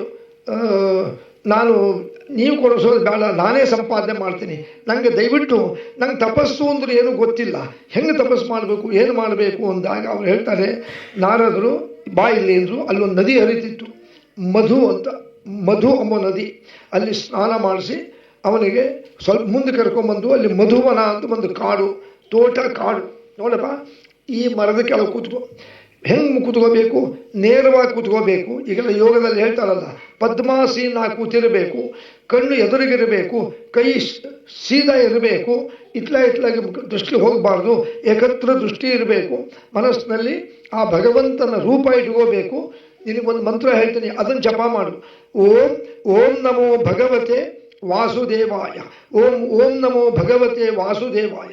ನೋಡು, ನೀ ತಪಸ್ಸು ಮಾಡಬೇಕಾದರೆ ದೇವತೆಗಳು ಬಂದು ನಿಂಗೆ ಕೆಡಿಸ್ಲಿಕ್ಕೆ ಪ್ರಯತ್ನ ಮಾಡ್ತಾರೆ. ಯಾಕಂದ್ರೆ ನಿಂಗೆ ಪರೀಕ್ಷೆ ಮಾಡ್ತಾರೆ, ಮಳೆ ಬಂದಂಗೆ ಮಾಡ್ತಾರೆ, ಮೈ ಮೇಲೆ ಹಾವು ಬಂದಂಗೆ ತೋರಿಸ್ತಾರೆ, ಬೆಂಕಿ ಬಿದ್ದಂಗೆ ಆಗ್ತದೆ. ಒಟ್ಟ ಕಣ್ಣಿಗೆ ಬೇಡ, ಆ ದೇವರ ರೂಪವನ್ನು ಹೃದಯದಲ್ಲಿ ಇಟ್ಕೊಂಡ್ಬಿಡು. ದೇವರ ರೂಪ ಹೇಗಿದೆ ಹೇಳಿದ್ರು ನೋಡ್ರಿ, ಧೃತಶಂಕ ಚಕ್ರ, ರಕ್ತವರ್ಣ, ಶ್ವೇತವರ್ಣ ಕಿರೀಟಿ ಹಾರಿ ಹಿರಣ್ಮಯ ಉಪಹು ಧೃತ ಶಂಖಚಕ್ರ. ದೇವರು ಶಂಖಚಕ್ರ ಗದಾ ಪದ್ಮ ಧರಿಸಿದ್ದಾನೆ. ನಾರಾಯಣ ವಾಸುದೇವ ಅಂತ ಅವನ ಹೆಸರು. ಪೀತಾಂಬರಧಾರಿ. ಸರಿ ಆಯಿತು ಅಂತ, ಹಿಂಗೆ ಮಾಡಪ್ಪ ನೀನು ಅಂತಂದು ಅವನಿಗೆ ತಪಸ್ಸು ಶುರು ಮಾಡಿಸಿದ ಮೇಲೆ ಅವನು ಬಂದು ಸ್ನಾನ ಮಾಡಿ ಶುರು ಮಾಡಿದ. ಹೇಗೆ ಮಾಡಿದನ್ರಿ ನೋಡ್ರಿ, ಸ್ವಲ್ಪ ವಿಚಾರ ಮಾಡಿದ್ರೆ ಭಯ ಆಗ್ತದೆ. ಹಗಲೇನೋ ಮಾಡಿಬಿಡ್ಬೋದು, ರಾತ್ರಿ ದಟ್ಟವಾದ ಕಾಡು, ಹುಲಿ, ಸಿಂಹ, ಚಿರತೆ, ಹಾವುಗಳೆಲ್ಲ ಓಡಾಡ್ತಿರ್ತವೆ. ಆದರೆ ನಿಜವಾದ ನಮ್ಮಲ್ಲಿ ಭಕ್ತಿ ಇತ್ತು ಅಂದರೆ ಯಾವ ಪ್ರಾಣಿ ನಮ್ಮಲ್ಲಿ ಬರ್ತಿದ್ವು, ಪ್ರಾಣಿಗಳು ಬರ್ತಿದ್ವು, ಅವನು ನೋಡ್ತಿದ್ದು, ಅವನು ಜಪ ಮಾಡೋದು ನೋಡಿ ಒಂಥರ ಬೆಂಕಿ ಇದ್ದಂಗೆ ಹಿಂಸಲು ಬಿಡ್ತಿದ್ದು. ದೇವತೆಗಳು ಪರೀಕ್ಷೆ ಮಾಡಲಿಕ್ಕೆ ರಪ ರಪ ಮಳೆ ಸುರಿಸಿದ್ರು. ಇಷ್ಟು ನೀರು ನಿಂತುಬಿಡ್ತು ಅವನ ಸುತ್ತಲೂ, ಕಣ್ ತೆಗಿಲಿಲ್ಲ ಅವನು. ದೇವರನ್ನು ಎಲ್ಲಪ್ಪ ಎಲ್ಲ ನೀರು ಹೋಯಿತು. ಬೆಂಕಿ ಬೀಳಲಿಕ್ಕೆ ಹತ್ತು, ಹೆದರಲಿಲ್ಲ. ಮರಗಳು ಬಿದ್ದಂಗೆ ಅದು, ಹೆದರಲಿಲ್ಲ. ಹಾವುಗಳೆಲ್ಲ ಮೈ ಹತ್ತಿದ್ವು. ಕೊನೆ ದೇವತೆಗಳು ಓಡಿ ಹೋದರು. ಸ್ವಾಮಿ, ಅವನು ಧ್ರುವ ಭಾಳ ಉಗ್ರ ತಪಸ್ಸು ಮಾಡ್ಲಿಕ್ಕೆ ಅವನಿಗೆ ಅನುಗ್ರಹ ಮಾಡಬೇಕು ಅಂತ ನನಗೆ ಗೊತ್ತದಪ್ಪ. ಅವನಿಗೆ 6 ತಿಂಗಳು ಮಾತ್ರ ಬಾಕಿ ಇತ್ತು. ಹೋದ ಜನ್ಮದಲ್ಲೇ ಪುಣ್ಯ ಇದೆ, ಆದ್ದರಿಂದ ಬರ್ತೀನಿ ಅಂತಂದು ನೋಡ್ರಿ. ಕೊನೆಗೆ ಅವತ್ತಿನ ದಿವಸ ತಪಸ್ಸು ಮಾಡ್ತಾ ಕೂತಿದ್ದ. ಪುರತೋ ಪ್ರತ್ಯಕ್ಷತೋ ದೇವ ಸಶಂಕ ಗದಾ ಪದ್ಮಂ ದರಾಶ್ಚಿಂತ ಚತುರ್ಭುಜಂ. ತಕ್ಷಣ ದೇವ ಪ್ರತ್ಯಕ್ಷ ಆದ ಮುಂದೆ. ಆದ ಕೂಡಲೇ ಹೃದಯದಲ್ಲಿ ರೂಪ ಮಾಯ ಆಯಿತು. ಅವನು ಭಯದಿಂದ ಯಾಕೆ ಹಿಂಗೆ ನೋಡ್ದ, ಅದೇ ದೇವರು. ಯಾವ ರೂಪವನ್ನು ಹೃದಯದಲ್ಲಿ ಚಿಂತನೆ ಮಾಡ್ತಿದ್ದ ಅದೇ ರೂಪ ಎದ್ದು ನಿಂತ. ನೋಡ್ರಿ, ನೋಡ್ತಾ ಇದ್ದಾನೆ, ಕಣ್ಣಲ್ಲಿ ನೀರು ಬರಲಿಕ್ಕೆ ಅವನಿಗೆ. ಯಾಕೆ?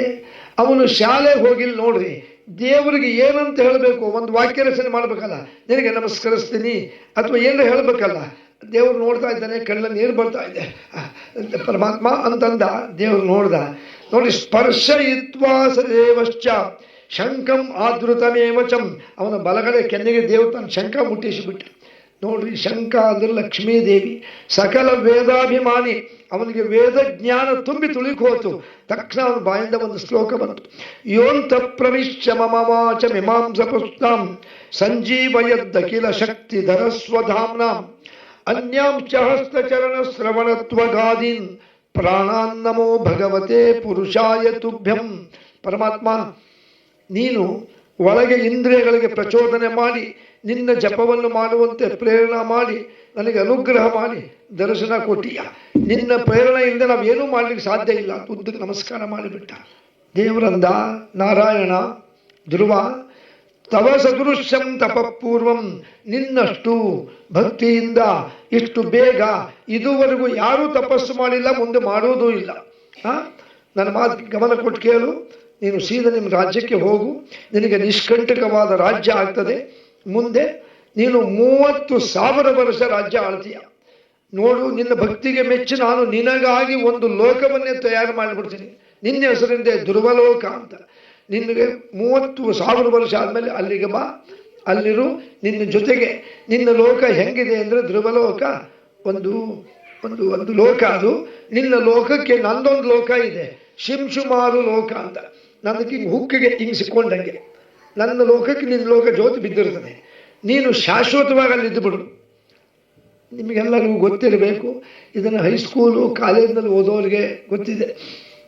ಈ ನ್ಯಾವಿಗೇಟರ್ಸ್ ದೋಣಿ ಒಳಗೆ ಸಮುದ್ರದಾಗ ಹೋಗ್ತಾರಲ್ಲ, ಸ್ಟೀಮರ್ಸು ದೋಣಿ ಒಳಗೆ, ಅವ್ರಿಗೆ ದಿಕ್ಕು ಹೆಂಗೆ ಗೊತ್ತಾಗ್ತದೆ? ರಾತ್ರಿ ಹೊತ್ತಿನಾಗೆ, ಹಗಲೊತ್ತಿನಾಗೇನೋ ಸೂರ್ಯ